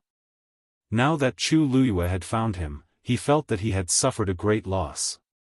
Last year, the student who obtained first place in the Qing Jiao competition didn't manage to obtain an Earth-rank martial technique from the other academies. You guys stay here and watch. I'll report this matter to the president. Yes. When Elder Mo Tsang arrived at Cheng Han's residence, it was already night time. Light seeped through the window of Cheng Han's room. Standing outside the door, Elder Mo Tsang could vaguely hear the voices of several people talking. He knocked on the door, and the voices inside stopped. The door was opened. It was Cheng Han. Under the illumination of the lantern light, his complexion did not look very good. Mo Tsang? Why are you here? What is it? Elder Mo Tsang looked over his shoulder. There were two other people in the room. They were the people sent by the other two academies to investigate Heng Jingshua and Yang Jianqing. It seemed like the three of them didn't have a good conversation. Elder Mo Tsang hurriedly replied. Dean. There is an urgent matter that I need to inform you immediately. Cheng Han was troubled by these two people and didn't know how to get rid of them. Elder Mo Tsang's arrival came at the right time. He glanced at Elder Mo Tsang and asked, Elder Mo Tsang? Is it urgent? Elder Mo Tsang understood and nodded without hesitation. Cheng Han turned to look at the two people. I'm sorry, but it seems like we have to stop here today. The two people knew that Cheng Han was trying to escape, but they didn't want to expose him, so they got up and left. After they left, Cheng Han let Elder Mo Tsang into the room and heaved a sigh of relief. Elder Mo Tsang asked tentatively. "Dean, it seems like things aren't going well." Cheng Han was frustrated. Yang Jianqing and Heng Jingshua are both dead, and there isn't even a corpse left behind. Where am I supposed to find any clues? They've already followed them to the academy, but they still haven't found anything. If they can't find anything, they'll just say that I'm covering for them. Cheng Han felt that he was being wronged. However, the matter had blown up, and everyone knew that they were investigating, so he couldn't just chase them out. He rubbed his temples. "Forget it, let's not talk about this anymore. Why are you here?" Elder Mo Tsang's anger had mostly subsided, but it was mostly replaced by uneasiness and anxiety. Before he came, he had been thinking about how to tell the dean about this. Be it the dean or Tai Yen Academy, they had all suffered too much at the hands of Chu Luiyue. This matter would only make things worse. After deliberating for a long time, he finally decided to tell the truth. Chu Luiyue found an earth-grade martial arts technique in the library. Cheng Han's expression froze. Elder Mo Tsang had already expected this reaction, so he tried to persuade him. "Dean, don't worry, which one did she find?" Cheng Han asked in an urgent tone. Elder Mo Tsang thought for a moment and said, "I think it's Jingshan finger. This martial arts technique is earth-grade." Crash. Bang. Cheng Han stood up abruptly, and the chair under him toppled over. He grabbed Elder Mo Tsang's collar. "What did you say?" Elder Mo Tsang recounted the matter with difficulty. "Earth-grade. Fortunately, she has stopped studying this book." Bam. Cheng Han pushed him out of the library. Elder Mo Tsang staggered a few steps and crashed into the wall. Cheng Han's strength was extremely great. This collision almost cracked his shoulder blade, but he didn't dare to show the slightest bit of dissatisfaction. He rubbed his shoulders, only to see that Cheng Han had already left with large strides. "Dean!" He was shocked and quickly chased after him. As he chased after Cheng Han, he recalled Cheng Han's reaction. The dean seemed to be particularly concerned about this matter. Even if Chu Luiyue had obtained an earth-grade martial arts technique, the dean's reaction should not have been so intense. He frowned and quickly caught up with Cheng Han. Inside the library, Chu Luiyue sat cross-legged. In front of her, a book floated quietly, flipping page by page. She stared at the words and pictures on the book, imprinting them in her mind. Jingshan finger. Although it was only earth-grade, it was one of the best martial arts techniques in the library. This was a martial arts technique that was related to finger techniques. A martial arts technique of this level was not something that could be mastered in a short period of time, so Chu Luiyue planned to memorize it first and practice it seriously when she had the time. Earth-grade martial arts techniques were something that ordinary cultivators would need to read hundreds of times before they could begin to understand and thousands of times before they could master it. However, Chu Luiyue was different. She had read many martial arts techniques that were more advanced than this one, so it did not take her much effort to read this one. However, when she had read 1/3 of the book, she suddenly felt that something was wrong. Why was this Jingshan finger more complicated and obscure than the ones she had read before? Mobile users, please browse for a better reading experience from LoveNet.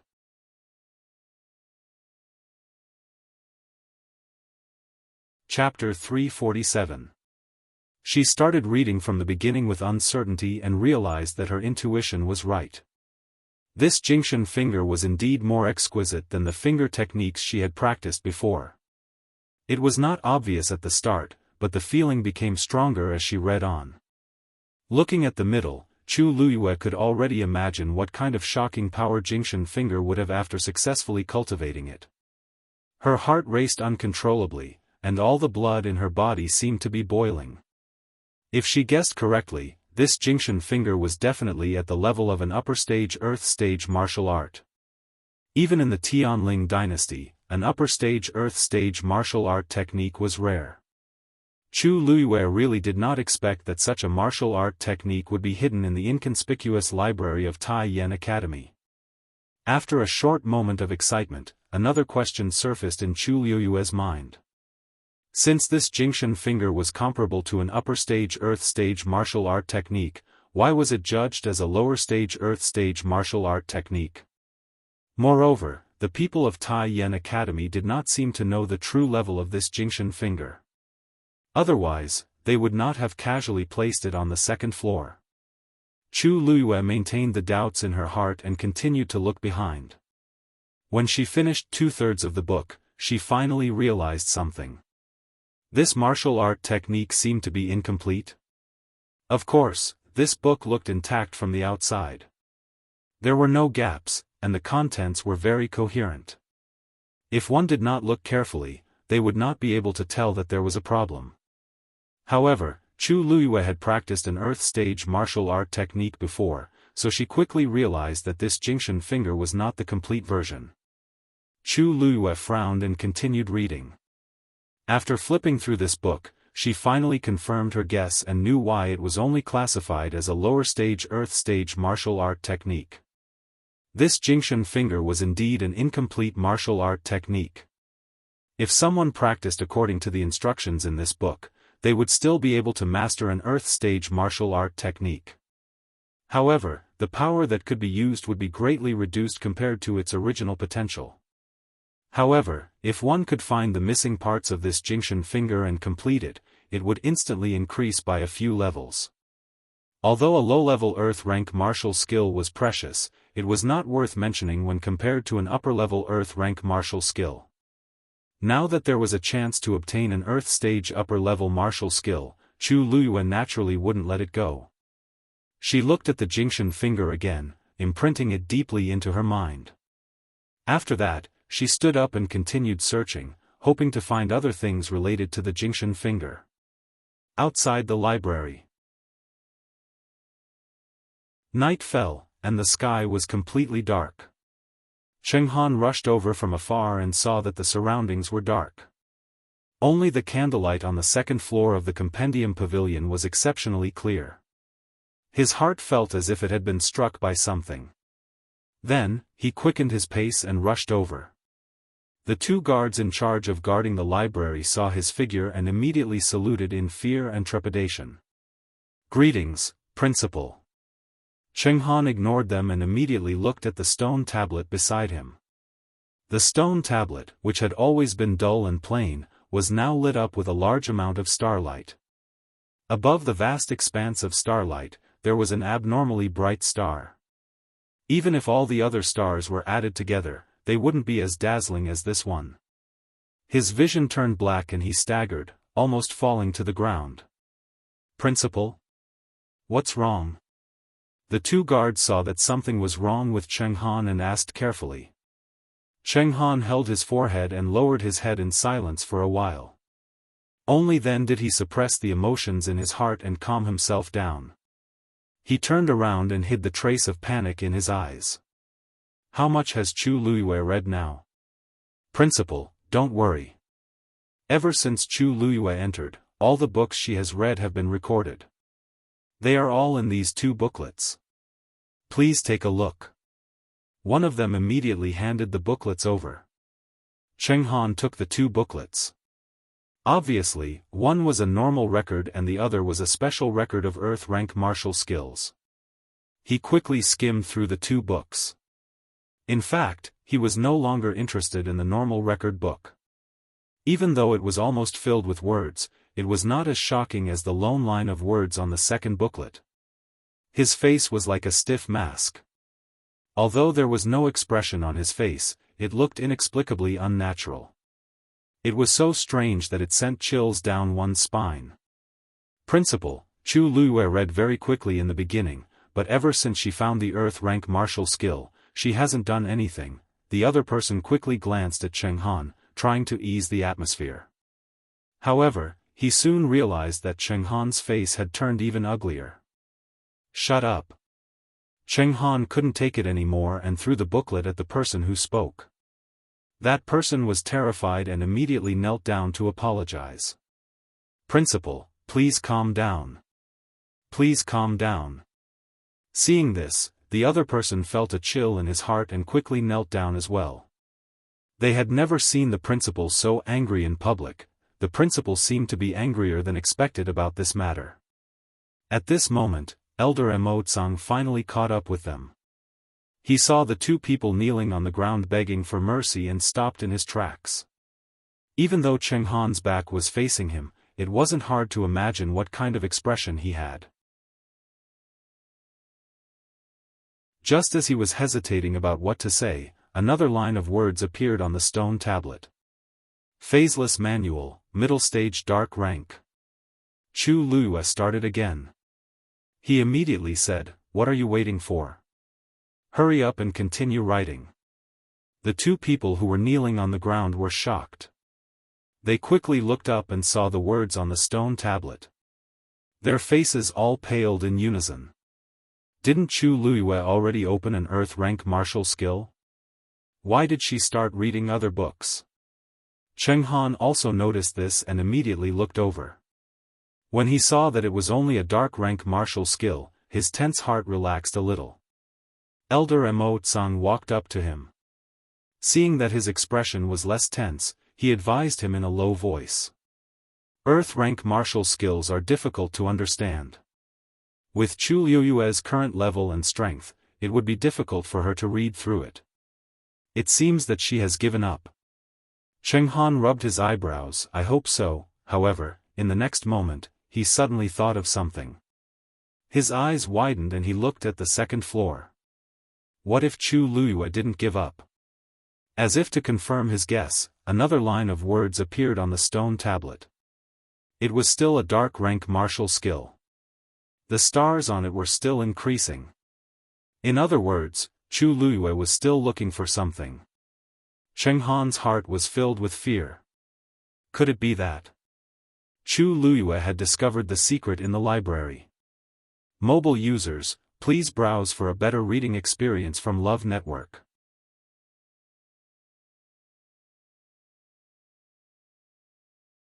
Chapter 348. Chu Luyue seems to be on the second floor. She seems to be more talented as a mystic cultivator and celestial physician. Why isn't she on the third or fourth floor? Elder Mo Tsang did not notice Cheng Han's expression and muttered to himself. This made Cheng Han even more worried. That's right. If she doesn't know something, why is Chu Luyue only on the second floor and not on the other floors? She started reading other books after finding the Earth rank martial skill. She's obviously looking for something. Cheng Han could not help but feel anxious. However, he could not rush in and ask Chu Luyue to stop. The words on the stone tablet continued to appear. Chu Luyue was still flipping through the books on the second floor at an extraordinary speed. One book. One book. Another book. Cheng Han stood there motionless. The others did not dare to move and could only wait with him. After a long time, Elder Mo Tsang finally asked. Dean, Chu Luyue is going to be in there for a while. You're not going to wait here forever, are you? Cheng Han was even more frustrated. Of course, he knew.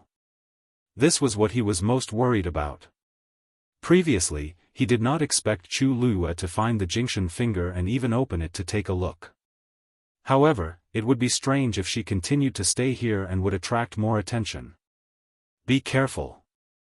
Record down all the books that Chu Luyue borrows. With that, he waved his sleeves and left. Elder Mo Tsang felt that Cheng Han's reaction was strange and could not help but look at the library again. What's the dean worried about? After Cheng Han and Elder Mo Tsang left, only the other two were left to guard the library. Since things had developed to this point, they did not dare to be careless and continued to guard the library. Time ticked by and soon, the moon was high in the sky. However, the lights on the second floor were still on. One of them yawned and could not help but grumble. How long is Chu Luiyue going to read? What time is it? Why isn't she asleep yet? The other person was also affected and became tired. Who wouldn't want to be able to enter the book collection pavilion and read as they wish? If it were you, would you be willing to sleep in there? Besides, she had found an Earth-rank martial skill. Who knew how excited she was? In any case, if I were to obtain an Earth-grade martial skill, I would read it even if I didn't sleep or rest. That may be the case, but everyone needs to rest, right? She's not tired, but I've written so many words today. I'm tired. The two of them waited for a while longer. Seeing that Chu Luiyue had no intention of stopping, they had no choice but to take turns recording. This isn't. Chu Luiyue quickly browsed through another bookshelf, but she still did not find anything. Ever since she discovered Jingshan Finger, she increased her reading speed. Until now, she had already read 1/5 of all the books on the second floor. However, she didn't find anything related to Jingshan Finger. That martial technique scroll was like a lost pearl in the vast sea. Chu Luiyue sighed softly. Perhaps there was only one scroll of Jingshan Finger here. After all, if Tai Yan Academy really had the complete version, it would definitely cause a huge commotion. Chu Luiyue was about to continue moving forward when Dumpling suddenly appeared in front of her. Its round eyes were filled with obvious disapproval. She was stunned for a moment. Dumpling, what's the matter? Dumpling crossed its paws and placed them under its head. Chu Luiyue couldn't help but burst out laughing. You want me to sleep? Dumpling nodded vigorously. Chu Luiyue shook her head. Don't worry, I'm not sleepy now. She had been thinking about Jingshan Finger and didn't want to rest. Just as she was about to move forward again, Dumpling stopped her again and shook its head frantically. Chu Luiyue smiled helplessly and tapped its head. Alright, stop shaking me. I'll go to sleep. Only then was Dumpling satisfied. It pounced on her and rubbed its head against her face. Perhaps because it was too tired, it fell asleep very quickly.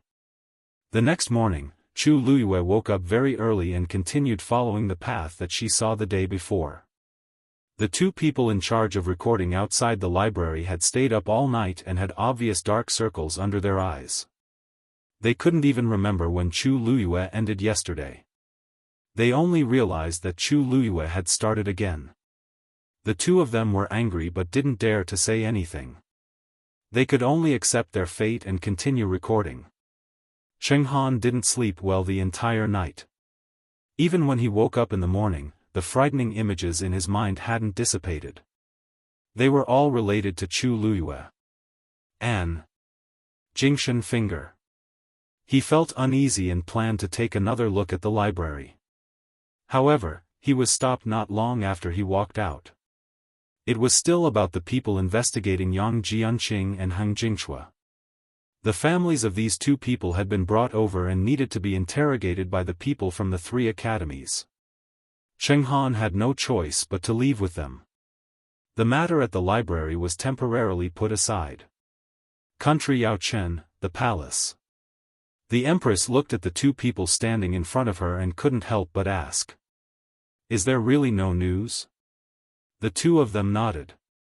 Her Majesty, we've secretly searched the entire imperial city, but we still haven't found any traces of the fourth princess. The Empress seemed to have lost all her energy as she leaned against the chair dejectedly. It had been a few days, but there was no news of Rongzhen. These two were from the Xi family. Since they said so, it meant that they really couldn't find her. The Empress closed her eyes weakly. She wanted to ask Si Ting to find out more information from Chu Luiyue, but Si Ting refused. Before she could find a suitable person, Chu Luiyue went to Tai Yan Academy. She really had no other choice now. I understand. You can go back first. She waved her hand and asked the two of them to leave. Everyone in the palace knew that they were from the Xi family, and they claimed that they were here to deliver things on behalf of the Xi family. Hence, they naturally couldn't stay for long. After the two of them left, the Empress sat in her seat and didn't speak for a long time. "What's bothering you, Empress?" Suddenly, a familiar voice sounded from the door. The Empress was shocked as she looked up and saw Emperor Xiaofan standing there. She was shocked and hurriedly stood up to bow. "Greetings, Your Majesty." Emperor Xiaofan walked over and helped her up. "You don't have to be so polite, Empress." The Empress smiled and looked at the few palace servants at the door as she reprimanded them. "His Majesty is here, but none of you reported his arrival. You, Empress, you don't have to be angry at them. I didn't want them to be like this on purpose." Emperor Xiaofan shook his head and didn't care. The Empress hurriedly adjusted her expression and smiled. "Since Your Majesty has said so, I naturally have no reason to pursue the matter. You haven't been here for a long time, and I'm really flattered." Emperor Xiaofan said, "I've been a little cold to you and your son recently. I heard that you weren't in a good mood recently, so I came to take a look." "Oh right, I haven't seen Zhen in a long time. Why don't you come with me?" Mobile users, please browse and read. A better reading experience comes from Love Network.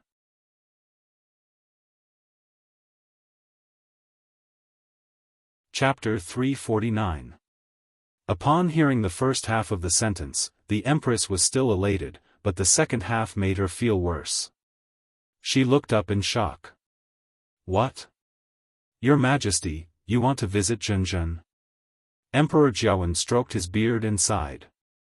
"That's right. Previously, she was arrogant and willful, so I purposely ignored her so that she could change. Now that some time has passed, I think she knows her mistake. Besides, I really miss her, so I'm here to visit her with you." Emperor Xiaofan had his own considerations. Rongjin did make a huge mistake, but he received the corresponding punishment. Besides, he was the one who didn't live up to expectations, and the Empress and the rest were implicated. He just wanted them to be more wary of Rongjin, but he didn't plan on making Rongjin unable to recover. As for Rongjin, she was his favorite daughter in the past, so he couldn't bear to let her go. Hence, after these few days, he took the initiative to ask the Empress to visit Rongjin. The Empress hesitated. "Your Majesty, Rongjin hasn't been in a good mood recently, and she's been locking herself in her room. I'm worried that she might do something to offend you if you go.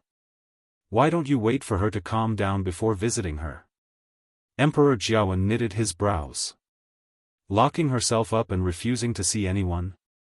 What's wrong with her again? Who provoked her again? The Empress smiled apologetically. "This. You actually know that it's because of Vice Admiral Mu."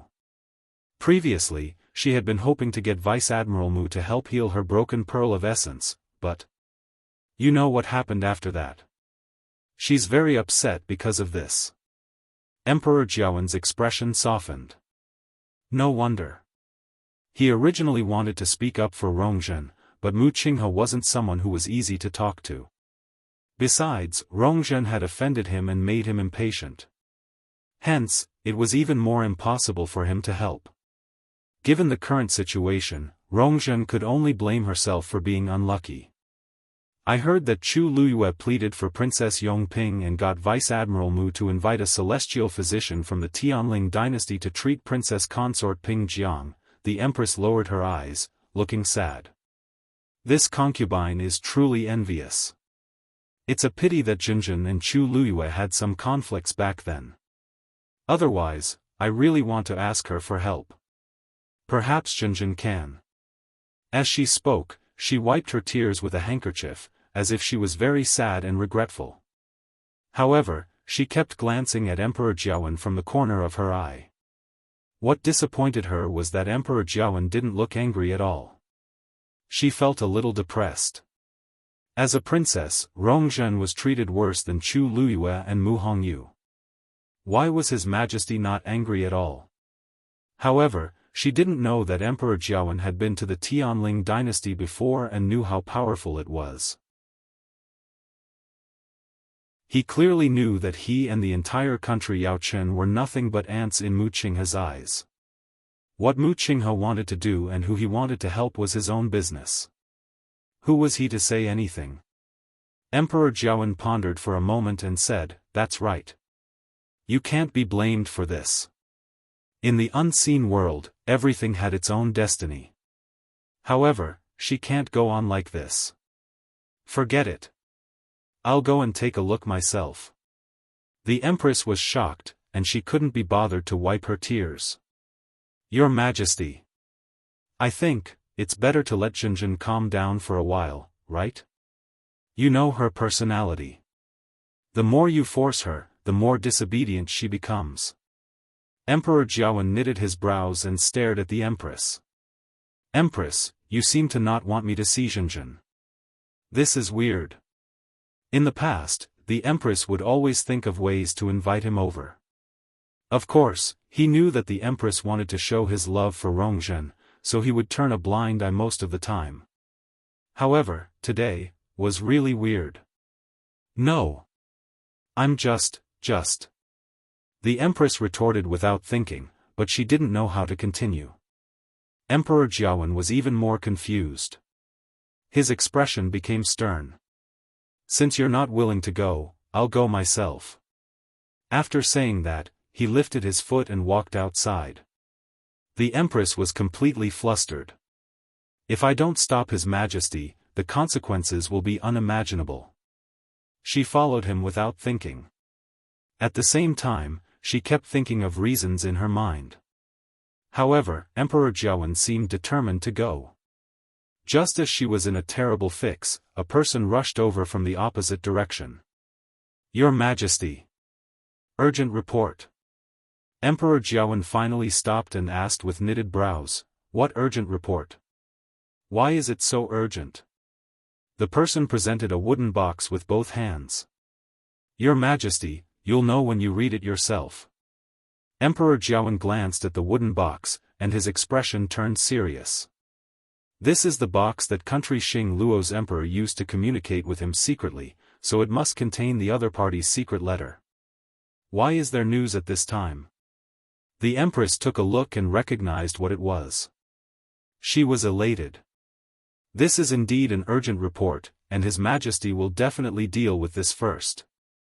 No matter how urgent Rongzhen's matter is, it can't be more important than the country's matters." As expected, Emperor Xiaofan held the wooden box in his hands and glanced at the Empress. "We'll end it here today. I'll go and see Rongzhen after I settle this."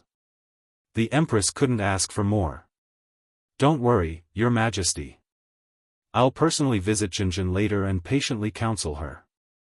Emperor Xiaofan felt that something was amiss, but he couldn't care less now. Return to the imperial study. Eunuch Min flicked his horsetail whisk. Set up the imperial study. The group of people left in a grandiose manner. The Empress only heaved a sigh of relief when their figures disappeared in front of her. However, she knew that she had to find Rongzhen as soon as possible. His Majesty already has suspicions, and he will definitely continue. If he finds out that Rongzhen is missing, the Empress didn't dare to imagine it. She stood rooted to the ground for a while before deciding to act until the end. "Let's go to the fourth princess." On the other end, Emperor Xiaofan returned to the imperial study. After confirming that the surroundings were heavily guarded, he finally opened the wooden box. There was a snow-white letter inside, and there weren't any words on it. However, he didn't look shocked. Instead, he habitually opened it and picked up the brush at the side. He dipped the brush into the ink slab and drew a line on the paper. Then, he drew a second line, a third line, until the end. He used ink to cover the entire paper. At first glance, there was only a black blob of ink on the paper. But very quickly, white words started to appear under the blob of ink. After about a quarter of an hour, the contents of the scroll were finally revealed. Emperor Xiaofan read it, and shock flashed across his eyes. Then, as if he wasn't sure, he moved closer and seriously checked every word again. He stared at the paper and kept quiet for a long time until the words on it completely disappeared. Summon the Crown Prince. Mobile users, please browse and read. A better reading experience comes from Love Network.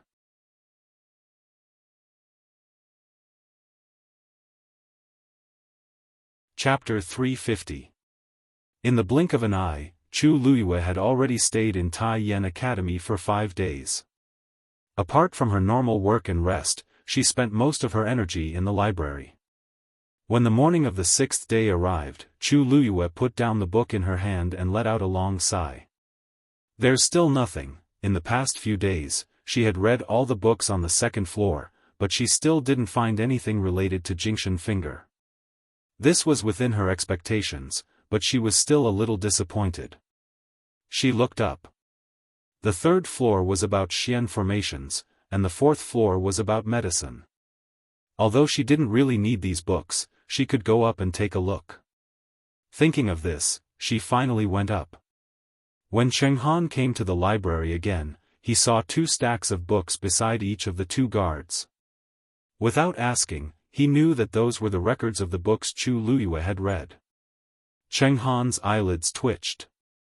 On the first day, he knew that Chu Luyue was a ruthless person, but he still underestimated how perverted she was. "Dean. You're here." The 2 of them had been working hard for a few days and had become much more haggard, but when they saw Cheng Han, they forced themselves to be alert. How many books did she read? Cheng Han controlled his expression and asked. He had been busy dealing with Yang Jianqing and Heng Jingshui these few days, so he didn't have time to come here. He didn't want to open those books at all. The 2 of them looked at each other and felt a little guilty. "Just say it." "Dean, she has finished reading all the books on the 2nd floor these few days," one of them braced himself and said. Cheng Han's vision turned black, and his heart seemed to be numb. Then, what about the Earth-grade martial skills? She didn't open any new Earth-grade martial skills. She only read the first one. The darkness in front of Cheng Han's eyes gradually faded. He swallowed hard. That's good, that's good. That's the most important thing. As long as she didn't continue, everything could still be salvaged. She's on the 3rd floor now? Yes. Master. Cheng Han was about to say something when he suddenly heard a familiar voice. He turned around in surprise. "Xingchen, why are you here?" Situ Xingchen smiled. "Your disciple has come today to ask for a temporary leave of absence and return to the palace." Cheng Han asked curiously, "Why do you want to go back all of a sudden?" Situ Xingchen usually spent most of her time in the academy and would only return to the palace when she had something to do. Situ Xingchen lightly nodded. "Elder Zhongyi is here today." "Elder Zhongyi? So fast?" Cheng Han was somewhat surprised. "Yes. Tonight, Imperial Father plans to hold a welcoming banquet for Elder Zhongyi, so this disciple also has to make a trip back." Cheng Han knew about this matter. Elder Zhongyi was actually country Xing Luo's empress, Zhong Yushi's brother. He was also Situ Xingchen's uncle. He was an elder of Mingyue Tianshan and had a high status. This was also the reason why Situ Xingchen was sent there when she was young. Mingyue Tianshan was very far from here, and the people there rarely went down the mountain. Hence, it was rare for Elder Zhongyi to come out this time. The reason why he did this was because of Situ Ziyue. Previously, during the Qing Jiao competition, he lost terribly to Chu Luyue and suffered a huge setback, both physically and mentally. He could not recover from the setback, and his body did not seem to be getting better. Zhong Yushi's heart ached for him, so she invited Elder Zhongyi over. On the one hand, she wanted to see if there were any problems with his body. On the other hand, she wanted to see if she could counsel him. Of course, she also missed her brother, whom she had not seen for many years. Now that Elder Zhongyi was here, they naturally had to treat him with respect. It's my duty. When you see Elder Zhong Yi, send my regards to him, said Cheng Han. Situ Xingchen smiled and agreed. Then, her gaze silently swept past the booklets beside the two of them, and a hint of obscurity flashed across her eyes. Are the books recorded in these booklets, the ones Chu Luiyue read? Digression, there's not enough time. Let's update first. I'll continue to add a part later.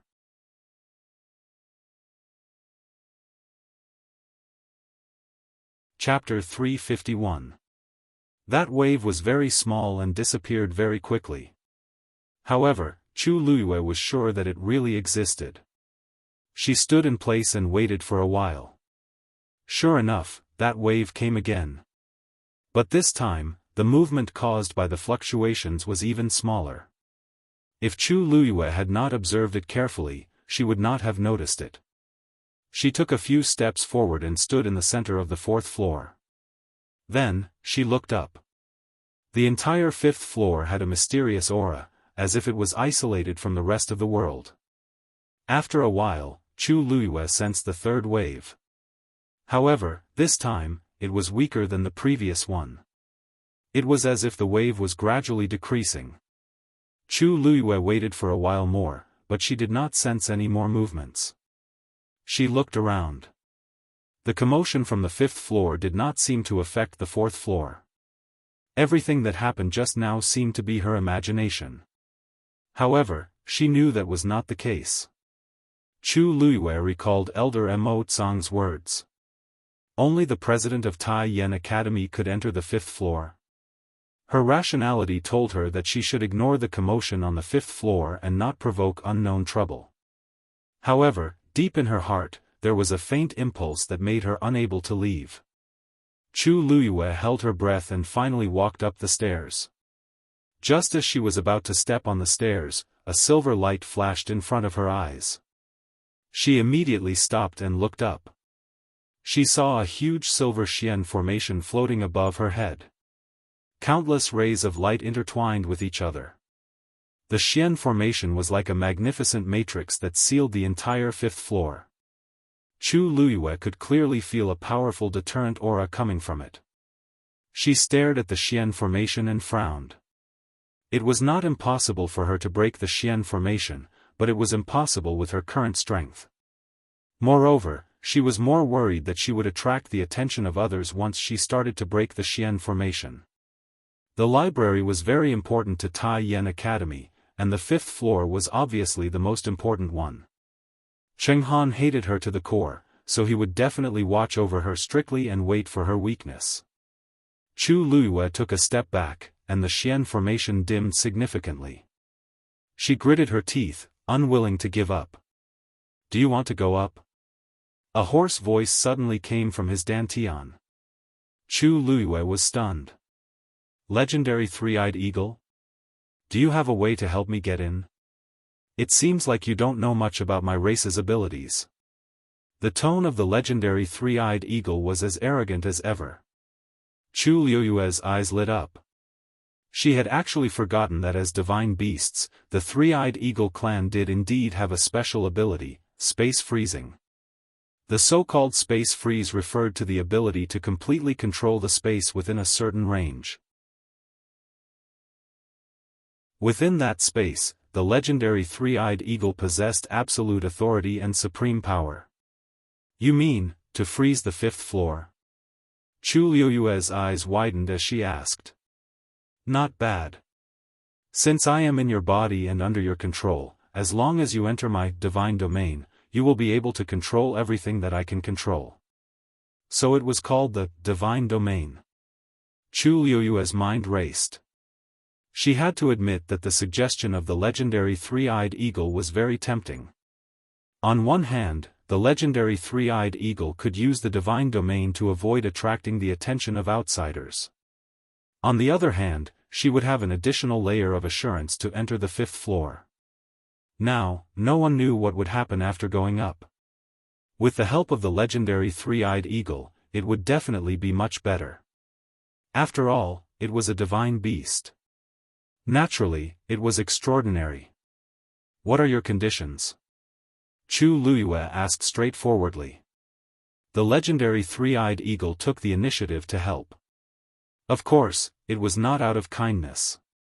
I will help you this time and you will let me go. Impossible. Chu Luyue rejected directly. The legendary three-eyed eagle's voice contained a trace of anger. The heavenly square cauldron is already yours. Continuing to trap me inside will not benefit you at all. I will help you this time and you will let me go. Isn't this just right? Who said it won't benefit me? Chu Luyue interrupted the legendary three-eyed eagle with a smile. Look, now that you can help me go in, isn't that a benefit? You. Cunning. The legendary three-eyed eagle shouted angrily. Chu Luyue shrugged and did not care at all. It's not the first day you know me. It's impossible to let you go, but we can discuss other things. Other than that, there's nothing else to discuss. Don't be anxious. I haven't said it yet. If I say it, you might be interested. Chu Luyue crossed his arms and touched his chin. How about? I think of a way to help you recover your physical body. The legendary three-eyed eagle seemed to be shocked. After a while, it sneered. You? Just me. Chu Luyue did not care about the contempt and sarcasm in its words. For an ordinary magical beast, the shattering of the core of essence means that it is completely dead. But as long as the soul of a divine beast is not destroyed, it is not really dead. Although your physical body has been destroyed, your soul is perfectly preserved in the heavenly square cauldron. The reason why you are so eager to leave is actually because of this, right? The legendary three-eyed eagle did not answer. Of course, I can't do it now, but it doesn't mean that I can't do it in the future. You are a divine beast, so you naturally know how to rebuild your physical body and let yourself be truly resurrected. As long as you tell me, I can naturally help you. After a while, the legendary three-eyed eagle said. How do I know if you are telling the truth? Other than that, you have no other choice. Chu Luyue's attitude was very strong. She had the heavenly square cauldron in her hands, which was what the legendary three-eyed eagle was most afraid of. It could not escape. If it was not willing to compromise, it could only continue to suffer the burning pain in the heavenly square cauldron. Therefore, she was determined to win this negotiation. After a short stalemate, Chu Luyue suddenly felt a wave of pressure spreading from the heavenly square cauldron. In the next moment, a black phantom appeared above her head. She looked up.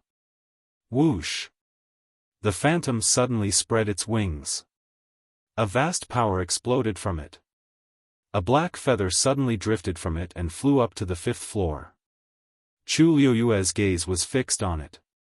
She saw that the black feather suddenly stopped in mid-air. Divine realm descend. The legendary three-eyed eagle roared. The next moment, with the black feather as the center, the surrounding space began to solidify. Chu Luyue could clearly see that the entire space seemed to have solidified. Soon, the huge Xian formation on the 5th floor was also enveloped. One of the stars stopped flickering. A ray of light stopped flowing. Soon, the entire Xian formation was completely solidified. It was like a magnificent and dazzling picture scroll that had been compressed. Chu Luyue widened her eyes. Blood constantly pounded against her eardrums, and her mind was in a state of roaring. Her heart was almost about to jump out. This was the first time she had seen a divine beast use the divine realm. Although the legendary three-eyed eagle was only a soul now, the divine pressure it displayed still made Chu Luyue's blood boil. This was the strength of a divine beast. Go. Digression: yesterday, I fell asleep at 3:00 in the morning and was about to go crazy. Mobile users, please browse and read. A better reading experience comes from love.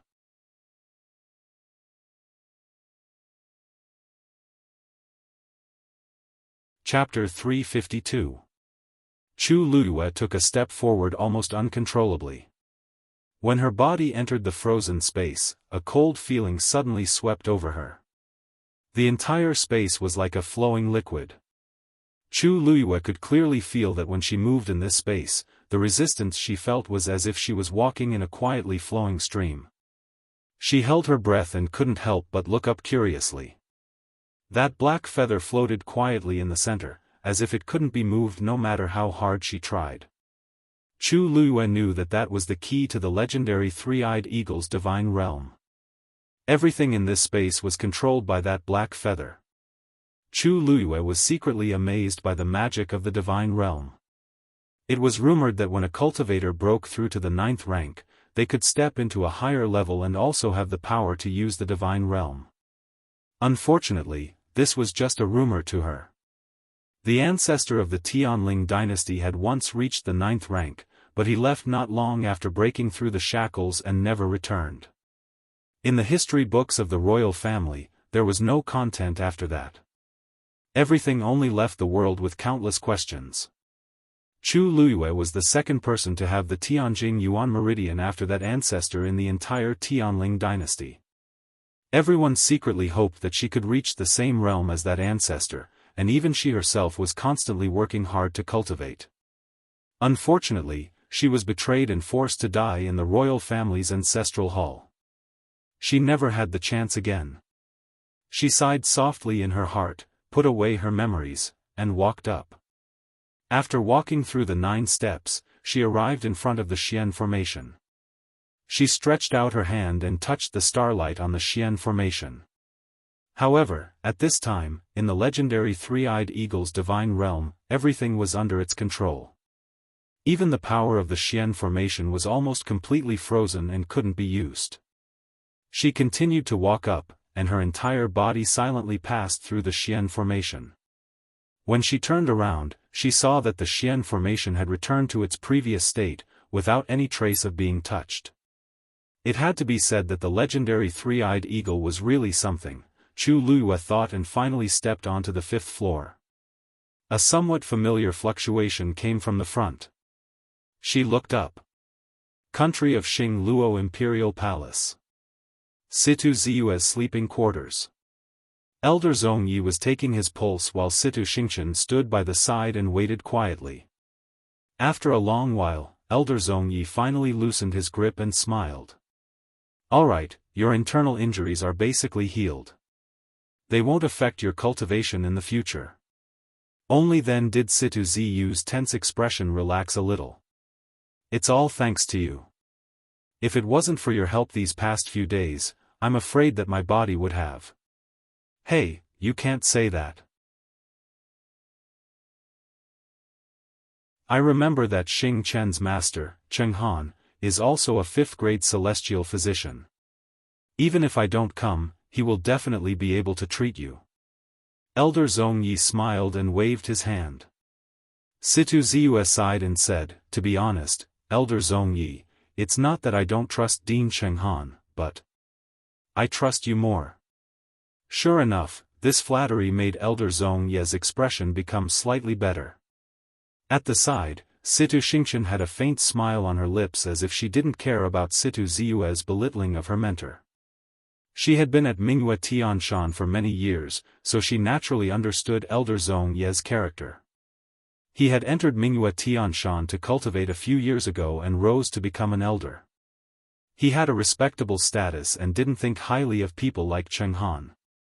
"Ha! Ziyue, I know your intentions, but Xing Chen is still here. Cheng Han is her mentor after all. Aren't you afraid of hurting her by saying this?" said Elder Zhongyi with a chuckle. "Actually, brother is right. In Xing Chen's eyes, mentor Cheng Han can't be compared to you." Situ Xingchen smiled gently, and her beautiful face was filled with sincerity. Elder Zhongyi took out a folding fan and lightly knocked on Situ Xingchen's forehead. "I haven't seen you in a few years, but you're even better at sweet-talking people." Situ Xingchen smiled. "You're joking again." She glanced outside and said, "It's already late. Elder Zhongyi, why don't you let brother have a good rest first? I'll accompany you back." Elder Zhongyi looked at her thoughtfully, then laughed out loud, "That's right. Okay.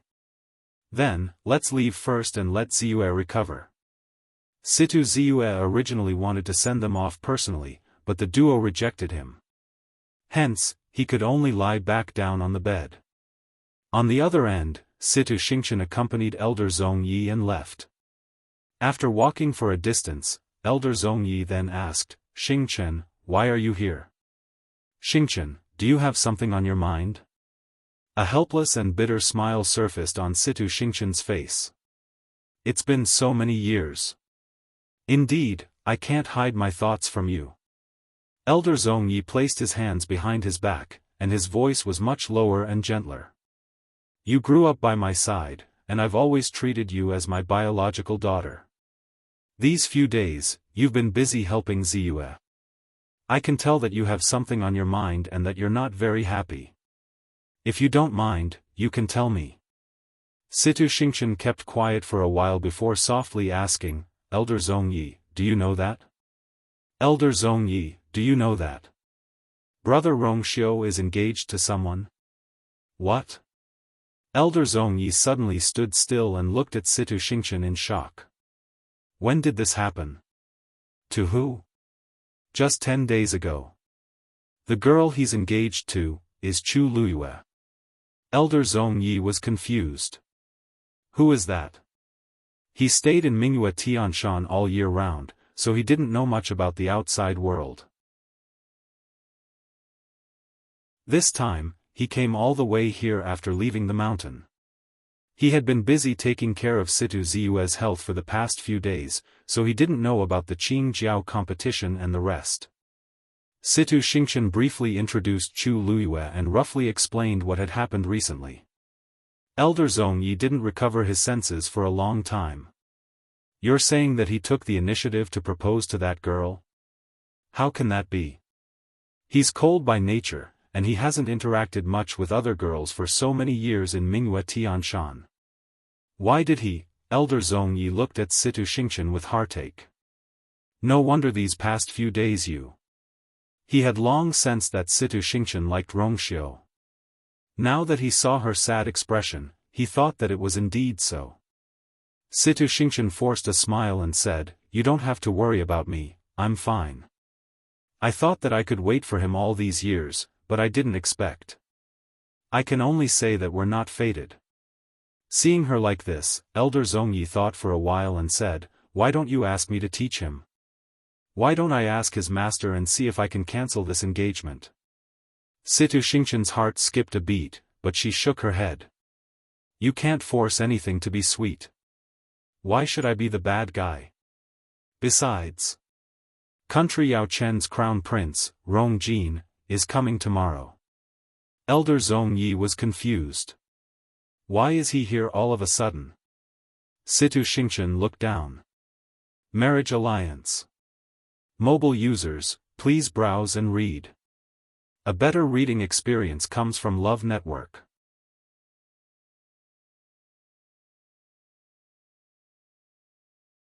Chapter 353.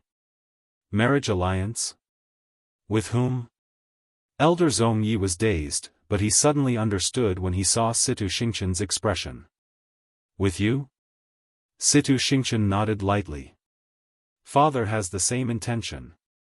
Elder Zhongyi was shocked. Country Yao Chen and Country Xing Luo didn't have much interaction before, so why are they suddenly marrying each other? They even have designs on Situ Xingchen. What exactly is your father thinking? Rong Jin isn't outstanding in any way, and from what you said just now, he's narrow-minded and won't amount to anything. He's not worthy of you at all. Even if it's not Rongxiu, it should be another young talent. How can it be Rong Jin? Situ Xingchen didn't seem to care as she smiled. He's Country Yao Chen's crown prince after all, and he's not completely useless to be able to come this far. You might have underestimated him. Besides, even though this matter hasn't happened yet, father is very insistent, so he must have his reasons. What do you think? Anyway, I don't think this marriage alliance will work. Elder Zhongyi sneered. If it really happens, won't you have to stay in country Yaochen in the future? Since Rongjin has done so many ridiculous things, it means that he can't take on big responsibilities. Even though he's still the crown prince, he can't stay in this position for long. Xingchen, don't worry. When that kid comes tomorrow, I'll definitely stop this marriage. With me around, your father won't dare to force you. Situ Xingchen's eyes sparkled. Elder Zhongyi, I know that you're doing this for my own good.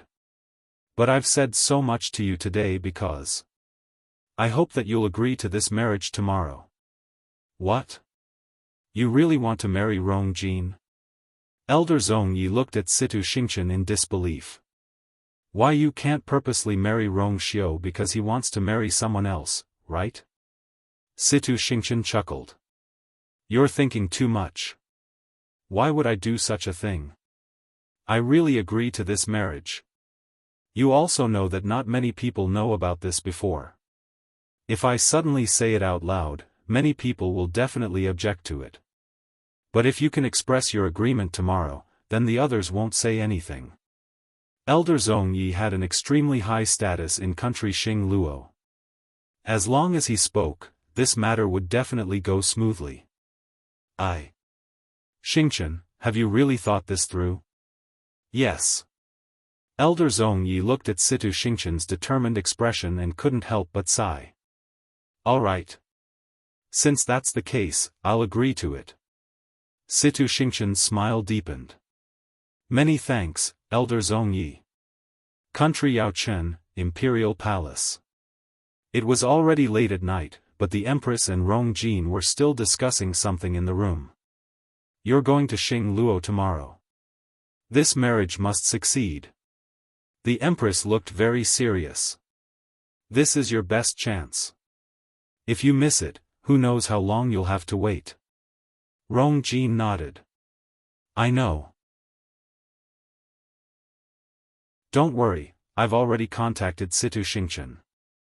There won't be any problems with this. The Empress relaxed a little and leaned back in her chair with a satisfied smile on her face. That's good. I asked you to think of a way to improve your relationship with her. I didn't expect it to go so smoothly. Rongjin also laughed and looked rather smug. Everyone says that Situ Xingchen is the brightest pearl in Xingluo.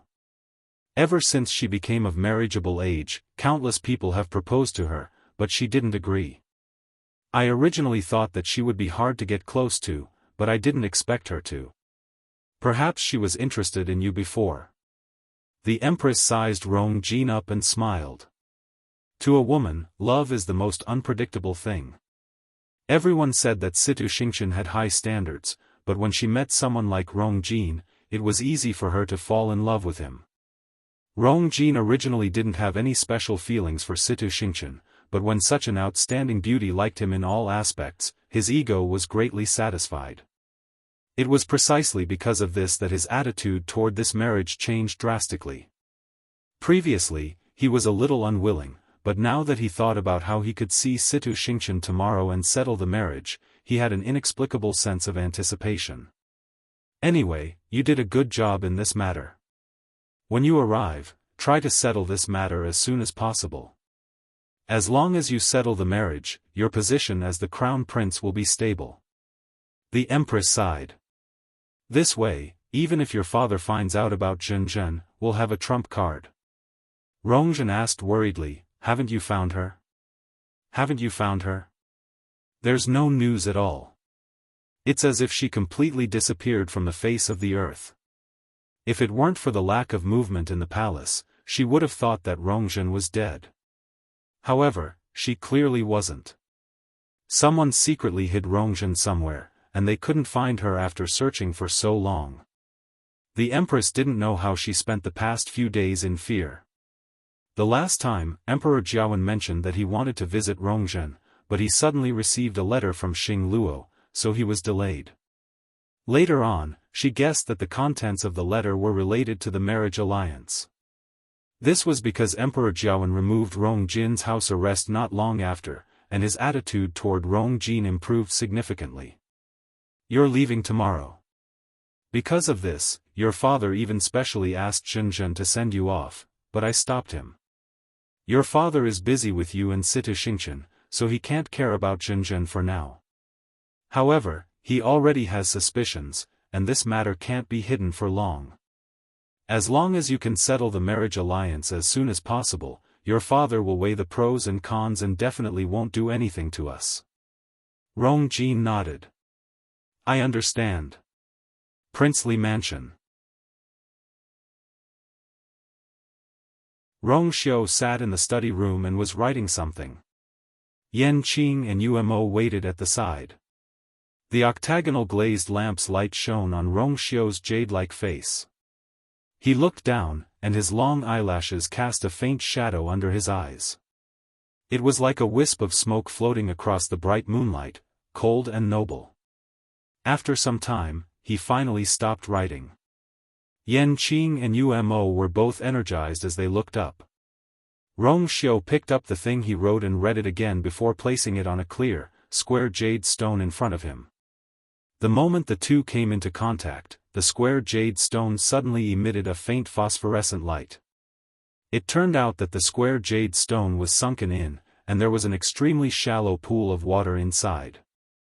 That thing melted when it touched the water, and it turned into rays of light on the water surface. After a while, the light disappeared, and the water surface returned to normal. It also gradually seeped into the jade stone and disappeared. At first glance, it seemed to be an extremely normal jade stone, and there was nothing special about it. Rong Xiu pushed that thing forward and lightly said, "Send it back." "Send this back." Yan Qing stepped forward and carefully picked that thing up. But at this point, he saw a golden light suddenly appear on Rong Xiu's long and white fingertips. He said in shock, "Master, you're in charge." Master, mobile users, please browse and read. A better reading experience comes from Love Network. You're tuning in to the Xiaofan's Wuxia Tales YouTube channel. Don't forget to subscribe and join us on this journey to catch the most captivating stories.